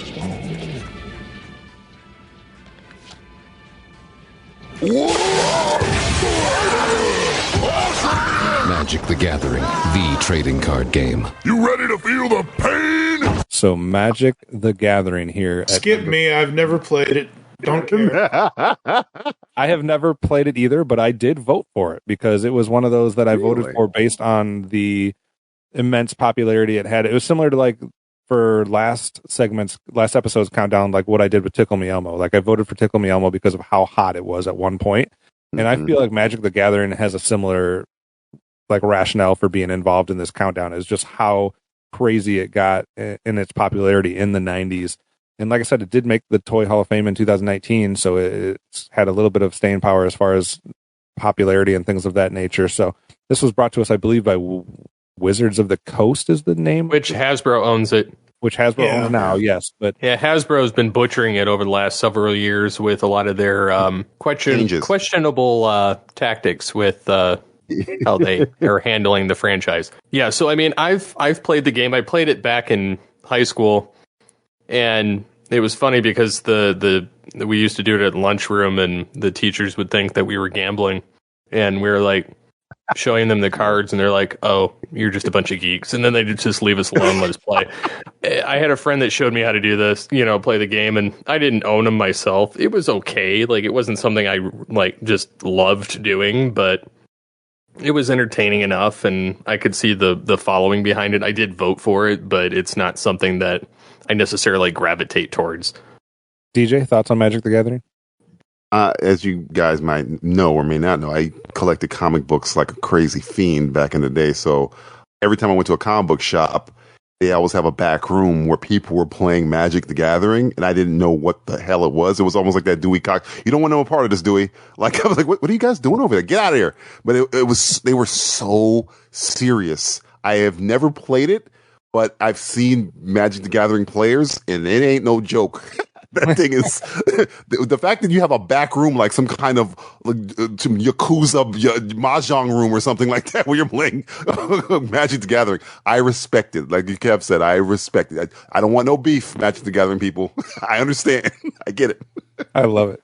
I love it. So that was our number 59. We've had some weird things happen in this countdown so far. Like we started off with starting lineup figures and professional wrestling figures, which are kind of similar, like kitty corner cousins or something like that. And then we had the Teddy Ruxpin and the Teddy Bear were like next to each other. And then we had sports balls and Nerf balls next to each other. And now we have Magic the Gathering backed up with Dungeons and Dragons. Your dungeon master has placed you in a dreadfully precarious position. You're playing the most phenomenal game ever created. Your skin grows cold from your first glimpse of the enormous beast. It's a product of your imagination. Survival depends on a quick, decisive move. Your choices are limited. Stand and fight, or run. Use your lightning bolt. Victory is yours. Win the treasure. TSR Hobbies, Dungeons and Dragons game. Products of your imagination. Number 58 is Dungeons and Dragons. It was a 2016 Toy Hall of Fame inductee. It's been around since about 1974. It was originally by a company called TSR, and then Wizards of the Coast got involved with that as well. And the funny thing about this, guys, is actually tied. Dungeons and Dragons and Magic the Gathering tied. Dungeons and Dragons wins the tiebreaker because of our tie-breaking system. But like that's crazy to me that both of these tied with each other because it seems like they're in the same universe, so to speak. DJ, what do you think about Dungeons and Dragons showing up here? I mean, it's the OG. It's probably back in the zeitgeist because of things like Stranger Things and, you know, the live action movie and Jeremy Irons raining from the sky and all that stuff. But I remember hearing about it when I was younger, and then when I got a little bit older, I was like, that's, you know, nerdy or whatever. And there's like, oh yeah, Vin Diesel's a huge Dungeons and Dragons player. Oh, Joe Manganiello, he has like rooms where I was like, really, is it cool now? And then Matt, my co-host, huge Dungeons and Dragons guy. And I was like, oh, okay, maybe I should get into this. And then I watched Legends of Vox Machina on Prime, which is essentially them doing that. I was like, oh, maybe I should get, I think it's on my bucket list of things to do. I've never played it like fully, the campaigns, because it seems like it's a lot of work. It's up there with the Clue thing where it's like, I gotta like come up with a script. And I mean, I write it all the time, but it's like, man, I gotta put some effort into this. Again, there's another one where I respect. I get it. It's everybody who is into it is not half-ass into it. They are into it. So yeah, I respect it. Steve, what do you think about Dungeons and Dragons and how it backs up with Magic the Gathering? I never got into it. I never cared to get into it. I'm familiar with it, but it's not something I like really care about. But I can see why it's there. I mean, it's kind of evolved gradually over the years. So yeah, it kind of makes an interesting question that comes up kind of too, because one thing that like two different things. Like one is how popular it is with a certain individual group. And does that make it warranted on the countdown? And that's what I've done. Like when I voted for something like Magic the Gathering, Tickle Me Elmo, some of the Pogs, things like that. But then there's the other argument that's like, should it get more points if it's more universal? Because there's a lot of people that have never played Dungeons and Dragons compared to like somebody that's played with Toy Dinosaur or something like that. So it's kind of an interesting dilemma or question that you have to answer when you're making these lists. Mike, what do you think? I'd rather play with the toy dinosaurs. Okay, sounds good. I feel like Dungeons and Dragons, I was too young. He wants Barney. No. Yeah. Oh, Megatron wants Barney. Let's not go into that. Don't make me throw that clip in here, because you know I will. I love you. Shut up, bitch. I'm not done. But with Dungeons and Dragons, I just never got into it. And I know Kevin's going to kill me for this, but then there was the crappy cartoon in the 80s. And then, for some stupid reason, I saw the second Jimmy Olsen, Justin Whalen film in 2000 in theaters. I don't know why. I think Jeremy Irons was the only reason why I saw that film. The film that just came out got really, wasn't that this last year that got decent reviews? Yeah. Wasn't that but I'm talking about the old one. He's talking about Jeremy Irons. Right. I was just saying there's also like a current. There's a current movie. I haven't seen that one. Don't ever call that cartoon crappy again. Anyways. It's very crappy. It's not actually. It's actually decent cartoon that was put together pretty well. And really, no. Going on to they actually just redid the toys that were based on the cartoon. They had a toy line that came out last year. It was kind of fun to collect. Anyway, we're going to go somewhere completely different with number 57, but we're going to stay in the same decade. So Dungeons and Dragons originated in about 1974. These can kind of trace, I think I traced it back to 1979, and I'm so happy this made the countdown because I for sure voted for it, even though it may not be like something you think about right away. We're going with Happy Meal toys because why not? I mean, what kid hasn't gotten a Happy Meal toy? My daughter loves them. She just got a C-3PO today out of a Happy Meal because, yes, we're bad parents and get McDonald's from time to time. Your kids will love McDonald's Happy Meal. It's food and fun in a box. It's a hamburger or cheeseburger, regular-sized fries, regular-sized soft drink, and a McDonaldland cookie sampler. It all comes in a Happy Meal box with games, puzzles, jokes, and a prize. A prize? It's a hamburger or cheeseburger, regular-sized fries, regular-sized soft drink, a McDonaldland cookie sampler with games, puzzles, jokes, and a prize. I've got a Happy Meal. Nobody can do it like McDonald's can. But yeah, Happy Meal toys, and these things are like collector's items. Some of them are worth a bunch of money. Like there's been so many different franchises that have been touched by Happy Meal toys in some way, shape, or form. So I think they're great. And even the Happy Meal itself became a toy during Halloween. You can get like the Halloween pail and stuff like that. That's like a different version. I think they're great. I'm glad I voted for this and cereal box toys. I don't know if that's going to make it because I can't remember the whole list right now, but I think they both are warranted. Mike, what do you think? Oh, yeah, absolutely. Food Fighters were the best Happy Meal toys of the 80s. They really were. And like you said, they've touched almost it. We've had at least 4 or 5 different Transformers Happy Meal things over the years. There's been, like you said, Star Wars and other things, but it's always that quintessential. I just wish the Happy Meal was still $2, not $5.69 or whatever the hell it is now. I'm sorry, a tiny ass hamburger.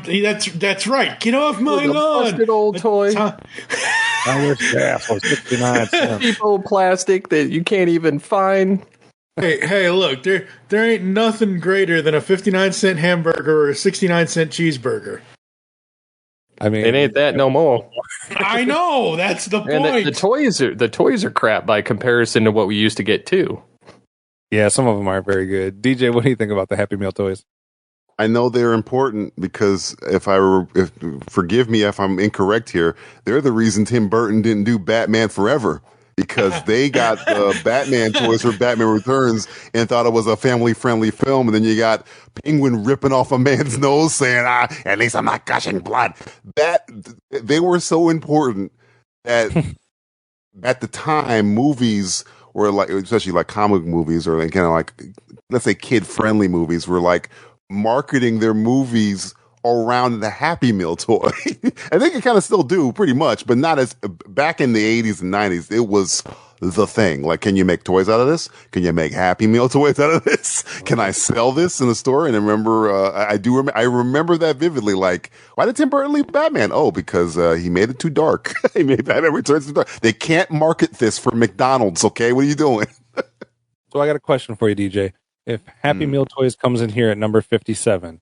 Does that mean cereal box toys will not make the countdown, or we will see them still to come? I think it will. I think it will. Because it's almost like not the word cliche, but you know about them. Everybody, at least I did. I mean, if you're an old head, you had cereal box toys. So I think it might sneak in here. Steve, what do you think?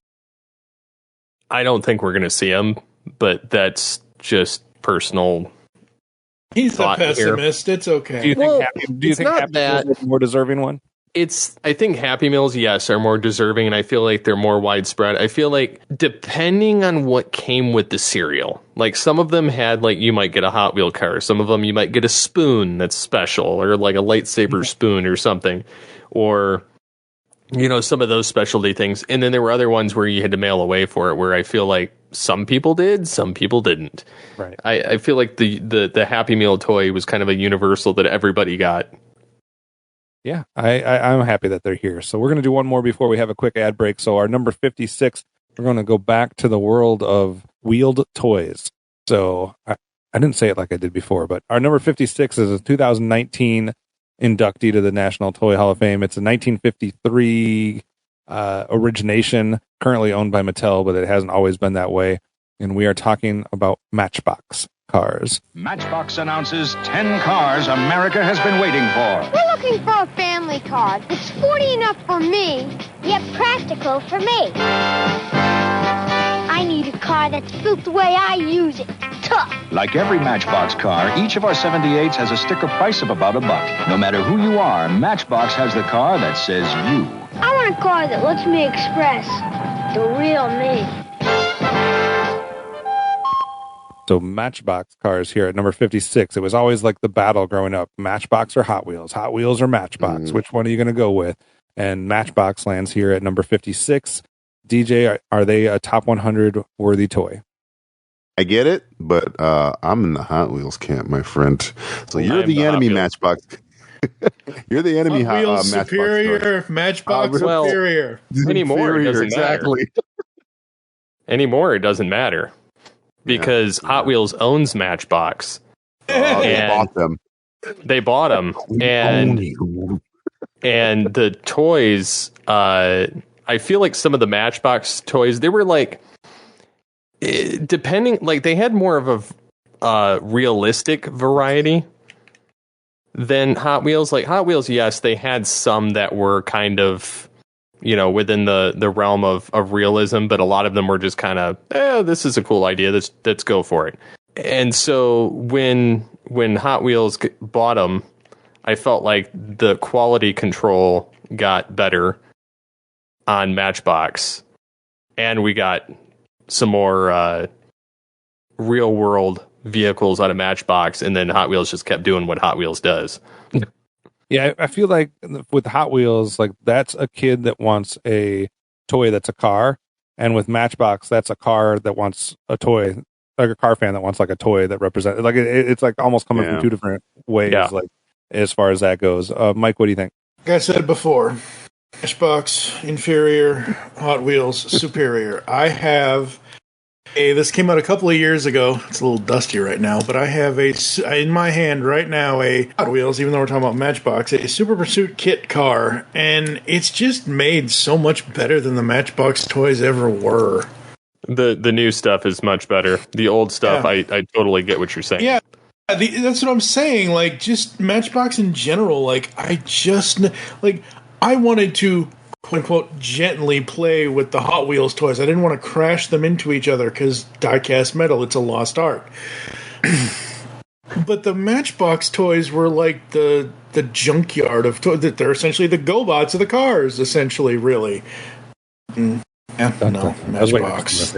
All right, we're going to take a quick ad break. When we come back, we're going to give you our final 5 toys for this episode. Respect my authority. Just an old guy talking about old toys. It's me, Willie, from the Toy Tune Podcast. I talk about toys from the 50s, 60s, 70s, 80s, a few 90s, and some mixtures of other toys in there as well. If you'd like to hear me talk about some old toys in podcast form, I'm available on Apple, Stitcher, iHeartRadio. Just like an infectious earworm, I'm all over the place. If you like to see videos on old toys and old retro games, check out my YouTube channel at Arcade USA. Thanks for listening.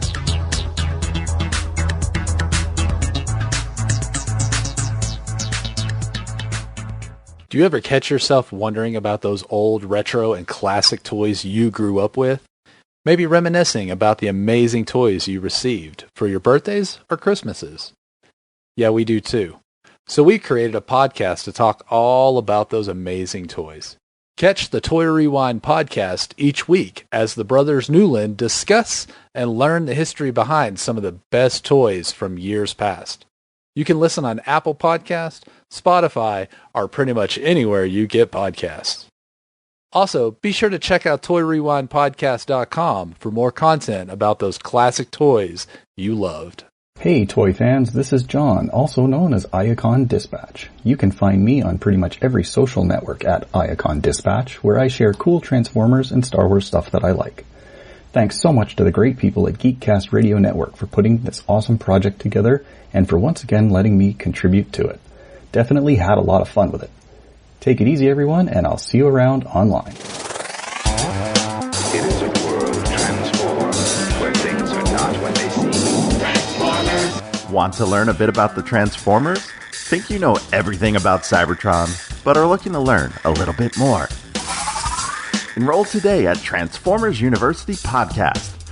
Each episode will tackle a piece of Transformers history, starting in 1984 and marching our way up to today.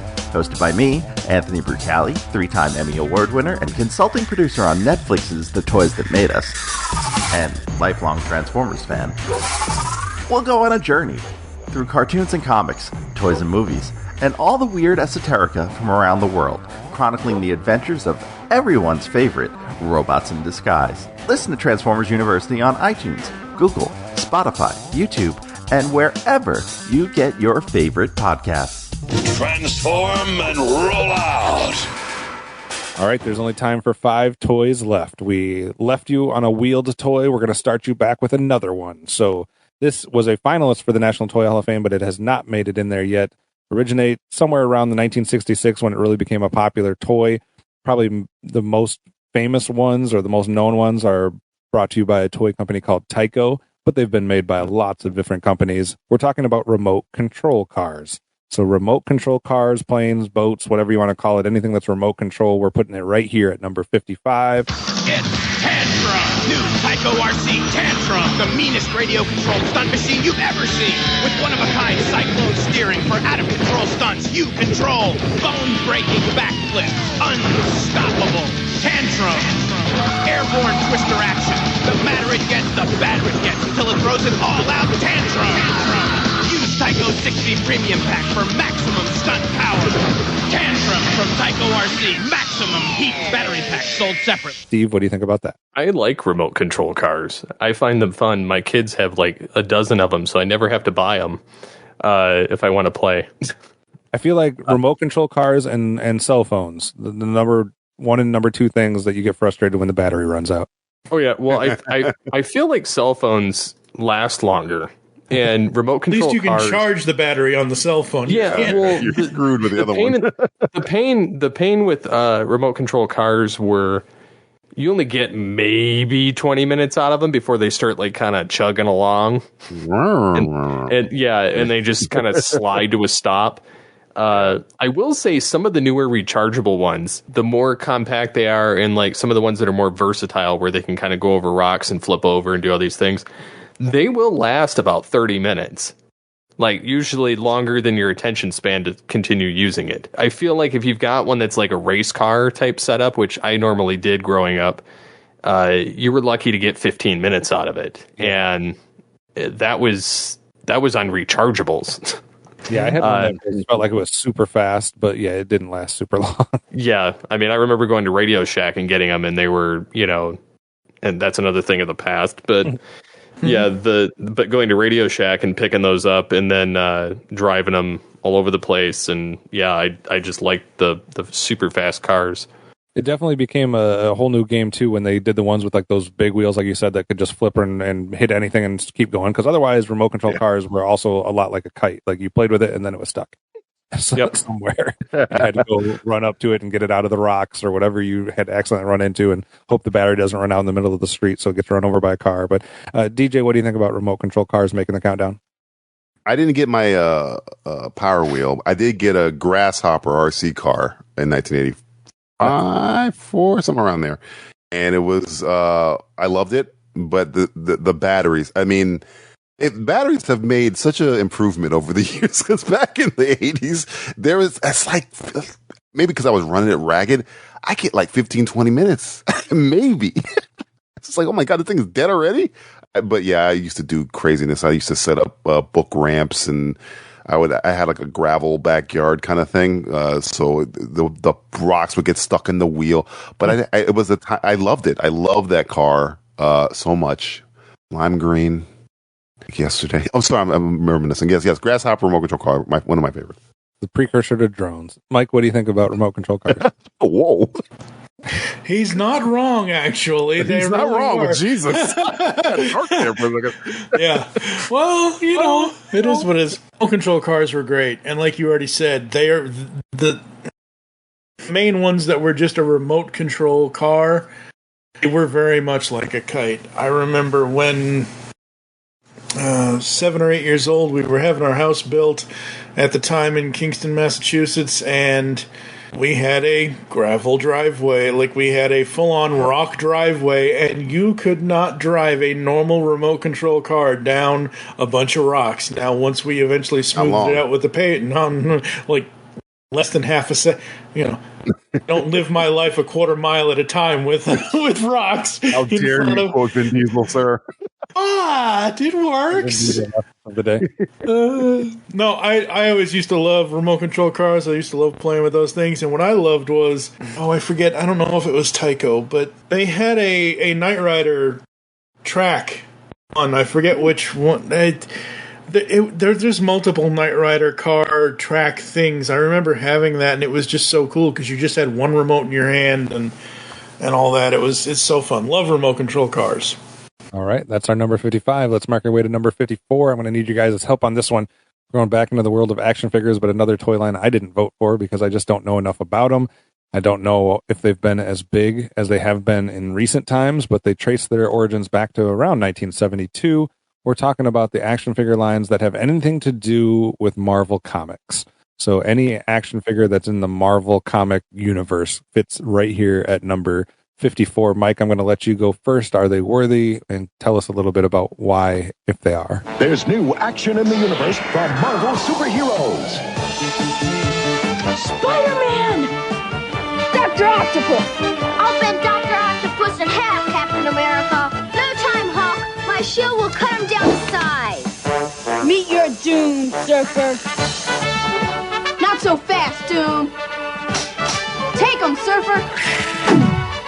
Marvel superheroes are each sold separately from Toy Biz. Yeah, they are. They've improved greatly over the last X number of decades, but everybody still loves the 90s when those started? The Marvel Legends line? Like, that's still going today. And the figures only get better.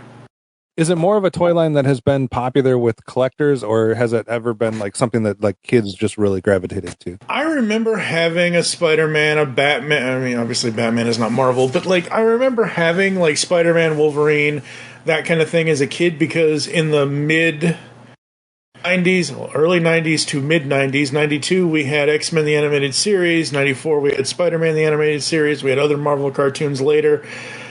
And you wanted the toys from the characters you saw in the cartoons, and they had versions of those. They still make versions of those specific characters today, as far as from those cartoons, but they also make other ones.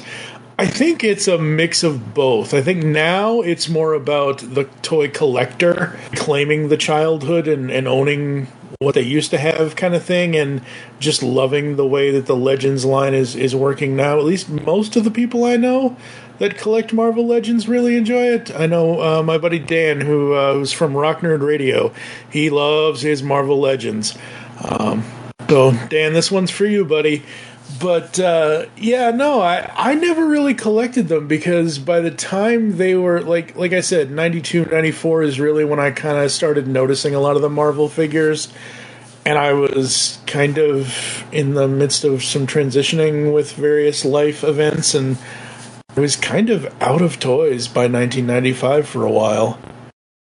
Just was.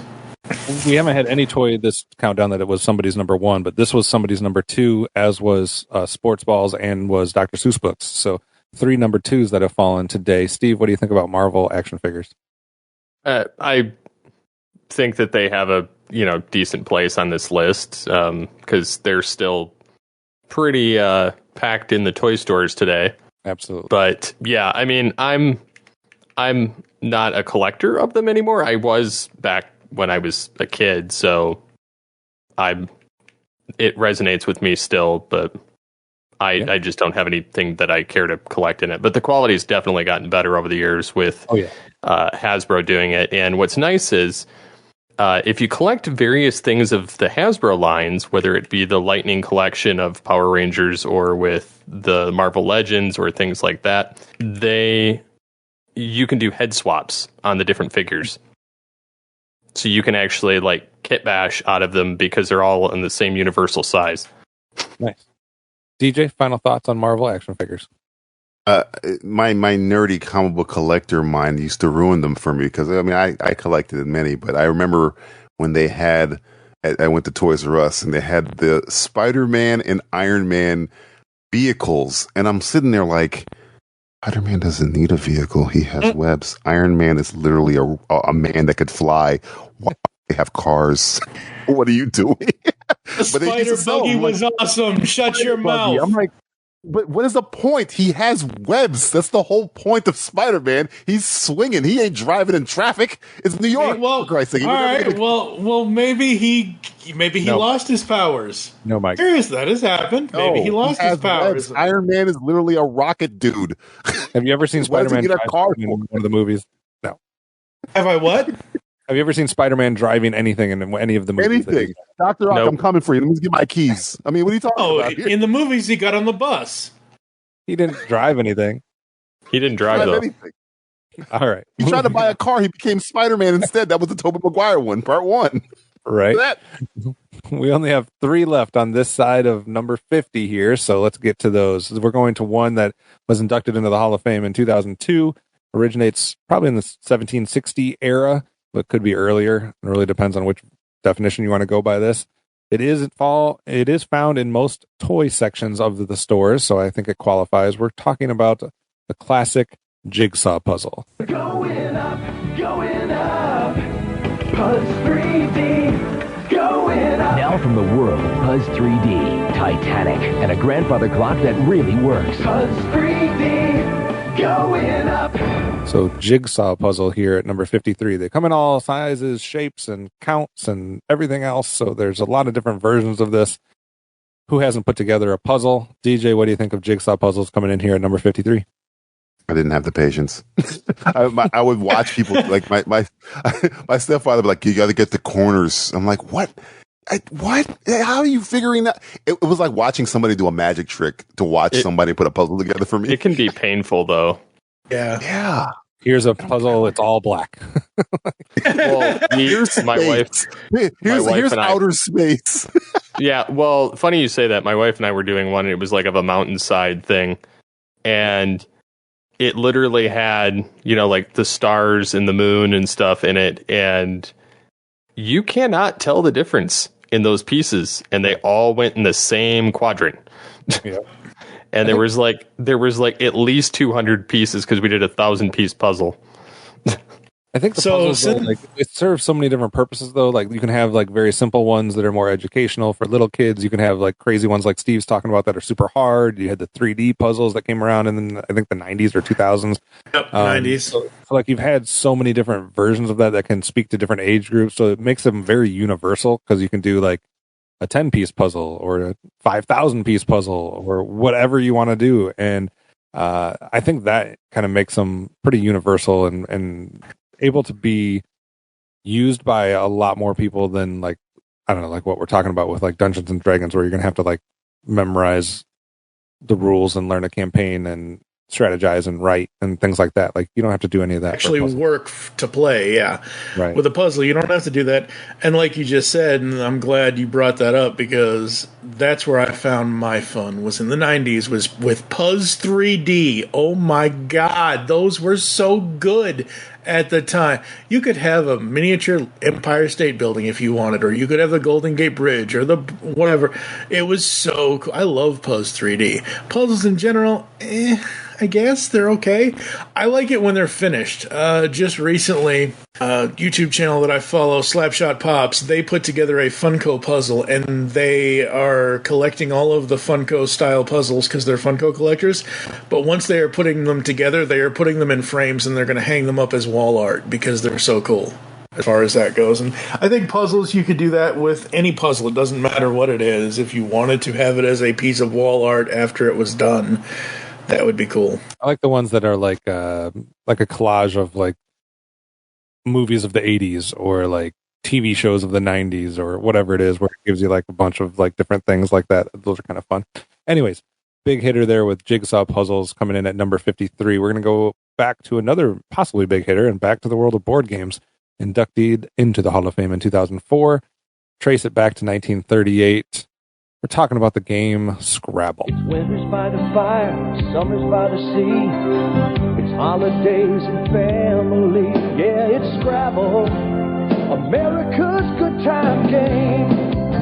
It's Coco and it's kids, old stories and friends. It's rainy weekends you hope will never end. It's Scrabble. And now there's Deluxe Travel Scrabble, the Go Anywhere Scrabble game. It's Scrabble, America's good time game. From Milton Bradley. So, Scrabble. Who hasn't played Scrabble? That's actually used to be a holiday tradition. My brother and myself and probably 2 or 3 other family members, we would play this every Christmas, and they would get really frustrated that I would beat them because they have trouble with... It's a game for people that can spell and smart people and stuff. Right. And I'm like, why is the little brother beating us? But I don't know. I just strategize the hell out of that, like where you're going to place your triple words and double letters and all that kind of nonsense. But we actually had a Scrabble tournament in school that I also placed very well. And so I'm a Scrabble nerd. So, but I didn't vote for it. I don't know why. But Scrabble here at number 52. DJ, what do you think? I have it on my phone right now. I play Scrabble occasionally, like when I got some downtime. It helps me with my vocabulary. You know, it is not just for smart people and stuff. I'm not that smart at all. So it just helps me. Being sarcastic. Hey! I learned how to spell facetious through Scrabble. I learned how to spell the alphabet.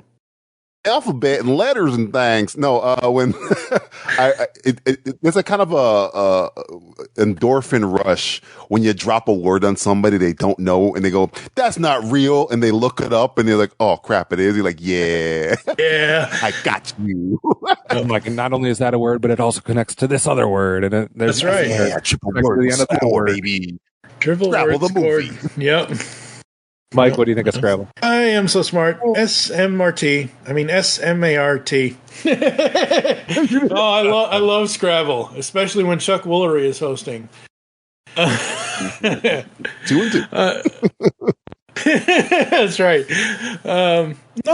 Scrabble's always fun. Like you guys have already said about the double letter score, double word score, triple word score, all this stuff. It's super fun, and it's always fun to pull out the words that somebody's like, "Wait, what?" Like, yeah, it is. Trust me, I know what I'm talking about here. When like I said, you learn all the 2-letter words that exist in the in the 4-letter words that exist. The 4-letter words, not the 2-letter words. No, because you always at the end, you always got to make 2-letter words out of stuff. But it's also been video games, it's been game shows, it's been mobile games, it's been board games. So there's a lot of different versions. We had the cool one that had like the base that you put the board on, and then you could swivel it, spin it around to whoever's turn it was. So that was always fun. It was like the deluxe version that I got a long time ago I think from Target. Steve, last thoughts on Scrabble before we reveal our last one for the day. It's for smart people. No, I got legends. How dare you, He-Man? Anyways, no, I mean, that's another game we have too. It's fun because once in a while we'll try and pull like a word that's not a word, and my wife's like, "Is that a word?" And I'm like, "No." and then I'll try to do the same thing to her, and then she's like, "That's not a word," and I'm like, "But it could be." But no. Yeah, it's like I invented my own vocabulary. Yeah, so I mean, it's a fun game. I do enjoy getting to try and rack my brain and see what words I do remember, and trying to see if I can get the most points. Typically, that it is something that you have to kind of have a vocabulary of some kind or have heard the word at some point to be able to pull from. And of course, it depends on what the other people playing put in there, because if you don't have the space, you cannot do the words. It's always fun when you have like 4 O's, an I, an A, and an E, and you're like, I just need a U. I just need one U. All right. So there's only time for one more for today's version, one more on this side of the 50 mark. So we're going to go there right now to a category we haven't had anything from yet.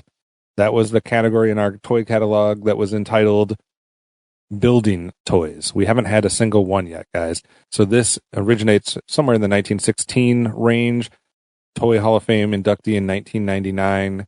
currently owned by Hasbro. My research said that John Lloyd Wright invented this, and we're talking about Lincoln Logs here at number 51. So the first building toy, we'll see if we have any others. We probably for sure will have at least one, but Lincoln Logs here at number 51. There was a lot of different options when it came to building toys. I mean, you can probably all think of them, but things like blocks, things like Duplos, bristle blocks, Connects, Legos, Mega Blocks, Playmobil, Tinker Toys, Lincoln Logs. There's a lot of them. Lincoln Logs is the first one that shows up here at number 51. Mike, what do you think? Lincoln Logs are just as much fun today as they were when you played with them. And they're still made of wood. Lincoln Logs from Play School, a Milton Bradley company. I'm saying this as 8-year-old me, not as 43-year-old me, but 43-year-old me agrees with 8-year-old me. Lincoln Logs superior, red, yellow, and blue Legos inferior. Oh my God, I could not, you got to remember, folks, in the 80s, Legos were just bricks. They weren't what they are today. There was no build the Millennium Falcon. There was none of the stuff that they have today with Legos. And I always yeah, exactly. They weren't franchised. That's right. Yeah. I always loved. Huh, what? What decade were you referencing? Were you saying the 80s? Because the 80s definitely had all the pirate Legos, the pirate ship Legos. It did, but it didn't have Marvel and DC. There was no Star Wars. You're building a pirate ship. You're building a generic spaceship. Whereas today you have. Yeah. They were still cool. Yeah. At least with Lincoln Logs, you could actually build a pretend log cat. Like the girls have the Barbie Dream House. The guys had the log cabin. I like them both. I like them both. I think Legos have been more than just bricks though for a while, but for a while, yes. But when I was a kid, they weren't. I loved Lincoln Logs though. I remember having these. I remember building all kinds of different cabins and stuff like that. But like I said, you were a little bit limited because you could basically build houses and cabins. You couldn't build everything that you could build with Legos, just to use an example. But I still thought they were cool and kind of unique and fun. We always had the Tinker Toys and the Lincoln Logs, so that to me was what the debate was which one was better between the Tinker Toys and the Lincoln Logs. But DJ, what do you think about Lincoln Logs? We used it to build little bases for our army men and stuff. That's what I remember. I was very young. But I remember Lincoln Logs. I was like, this is actually made of wood. And we would we wouldn't make the log cabins. We would I got these army men. I want to make a base. And we just use them to make a fortification. But yeah, Lincoln Logs to me were a staple of, it deserves to be on this list. I would think it'd be kind of higher just for, let's say, importance. I think of, a precursor to a lot of stuff that we've gotten in later on, because Lincoln Logs were they're not the originators, I don't think, but they're up there, I would say. But yeah. I played with them many times. I mean, 1918 you said, right? That's a long freaking time ago. Yeah, so I don't know if John Lloyd Wright is he related to Alexander Lloyd Wright? I don't know who that guy is, but I'm going to say yes. Somebody can look it up. Prove me wrong, critics. Steve, what do you think of the Lincoln Logs? I used to have those, and I used to enjoy them. My kids had them for a little bit, and I had to teach them how to use it because they were more familiar with Lego and things like that. I do think there is some limitations to them compared to Lego. Obviously, because Lego, you can pretty much build anything. Those, you're kind of limited to rectangles and squares. And depending on what pieces were still there. Right. And if you somehow got a different brand of them, they will not click together.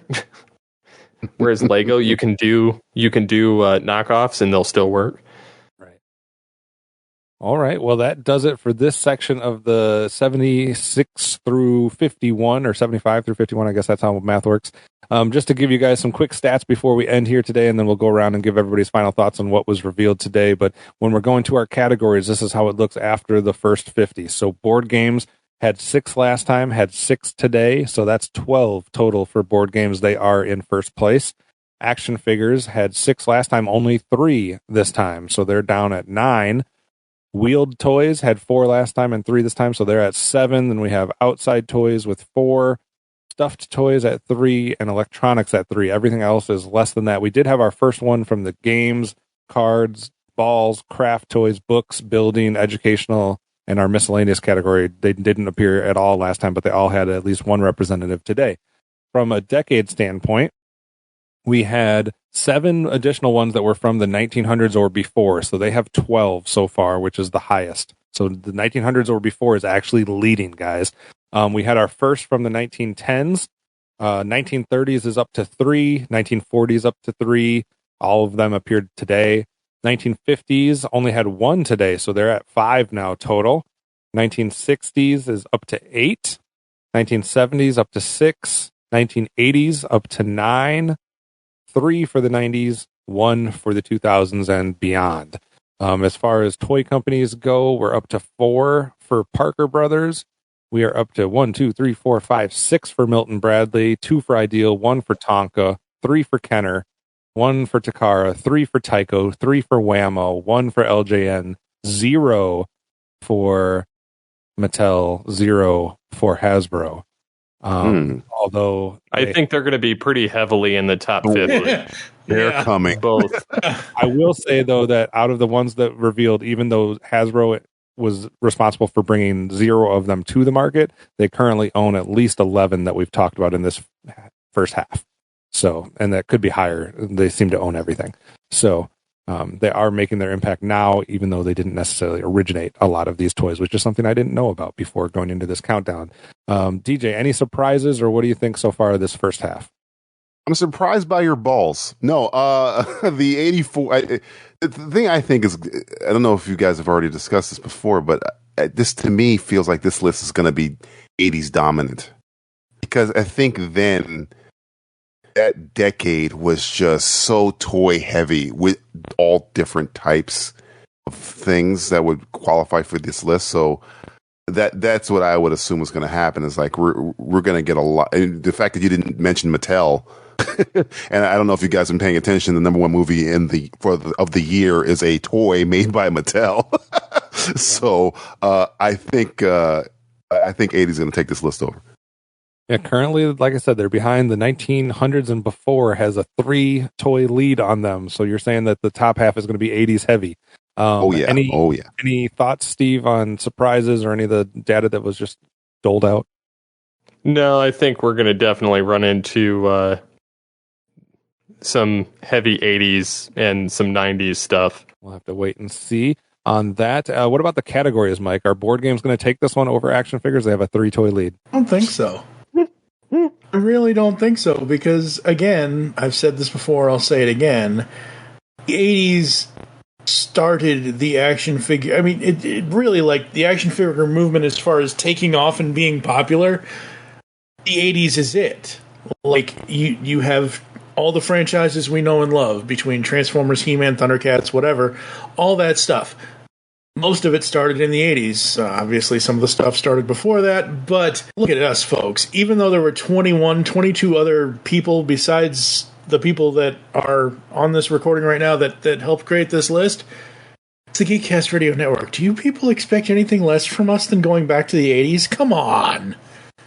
So last question before we close this out, I'll give it to DJ here. So back to categories still. So we're talking about the top 2. We're kind of debating on board games, action figures, blah, blah, blah.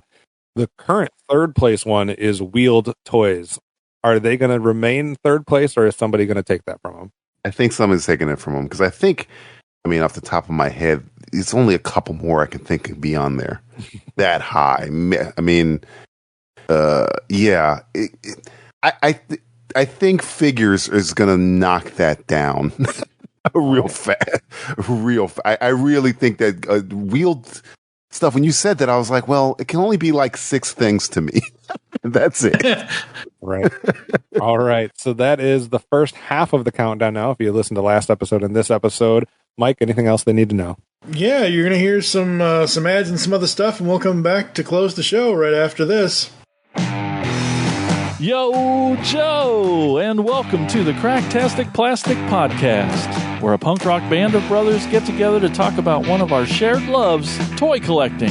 Toy hunt by day, punk rock band by night. We'll take any excuse to get in the van.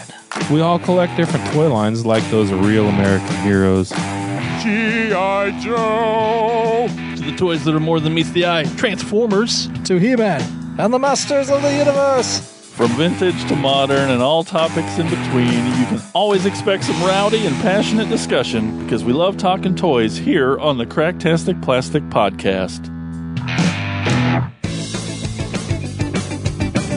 Hi, I'm Dan, and I'm the host of the Rock Nerd Radio Show, which airs live on HudsonRiverRadio.com every Wednesday evening at 8:30 p.m. Eastern Standard Time. It also gets backed up as a podcast, which you can find on your preferred podcasting platform. Every week on my show, I talk about all kinds of pop culture. I talk about music, I talk about movies, TV, comics, collectibles, and so much more. I also feature a guest on my show periodically, which you might enjoy. I have a couple of special segments on my show, one called The Cover Song of the Week and My Favorite Thing in the World This Week. If you think this sounds cool, check it out sometime. I hope you do.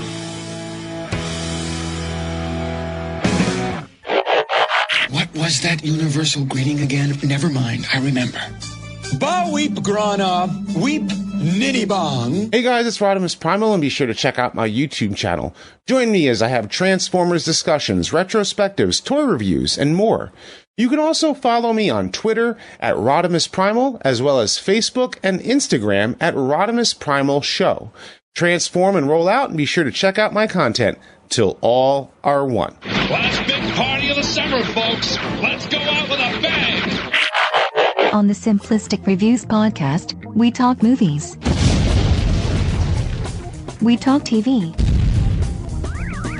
We talk... Hello, Julie, what the heck are you doing? Trying to make our spots sound more exciting by adding explosions.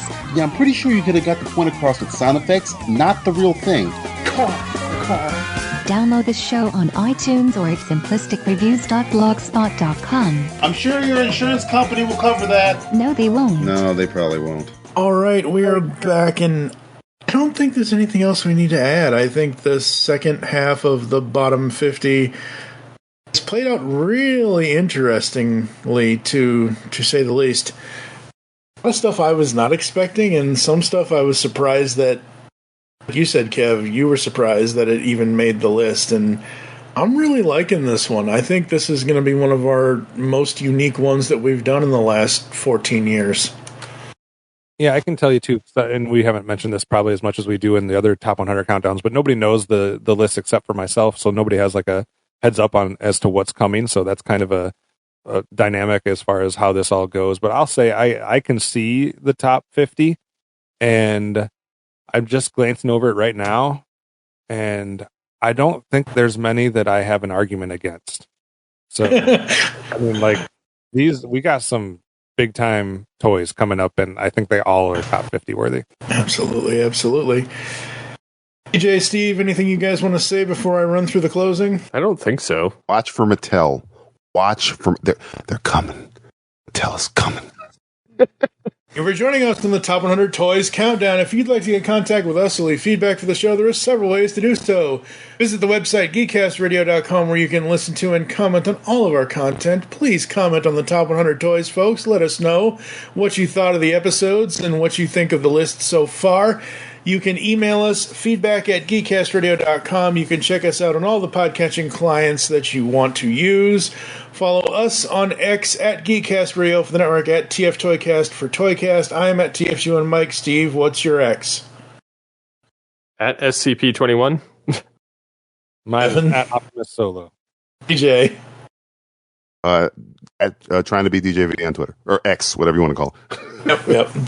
Become a fan on Facebook. Go to facebook.com/GeekCast Radio Network. You can also check out ToyCast as well as Simplistic Reviews over there as well. Get your audio receptors ready, because in part 4 of this podcast series, we continue the countdown with numbers 50 to 26. For now, I am TFU and Mike with Steve Megatron and Optimus Solo and DJ Balda. Close out Owen Davian the action figure. What is your name? You have some balls or slip and slide or sister's dollhouse, because I'm going to play with you right in front of her. We'll catch you next time, folks. Holy shit. Oh, I got it. That's all I can think. We will catch you next time. I can't stop laughing. Oh, God. No.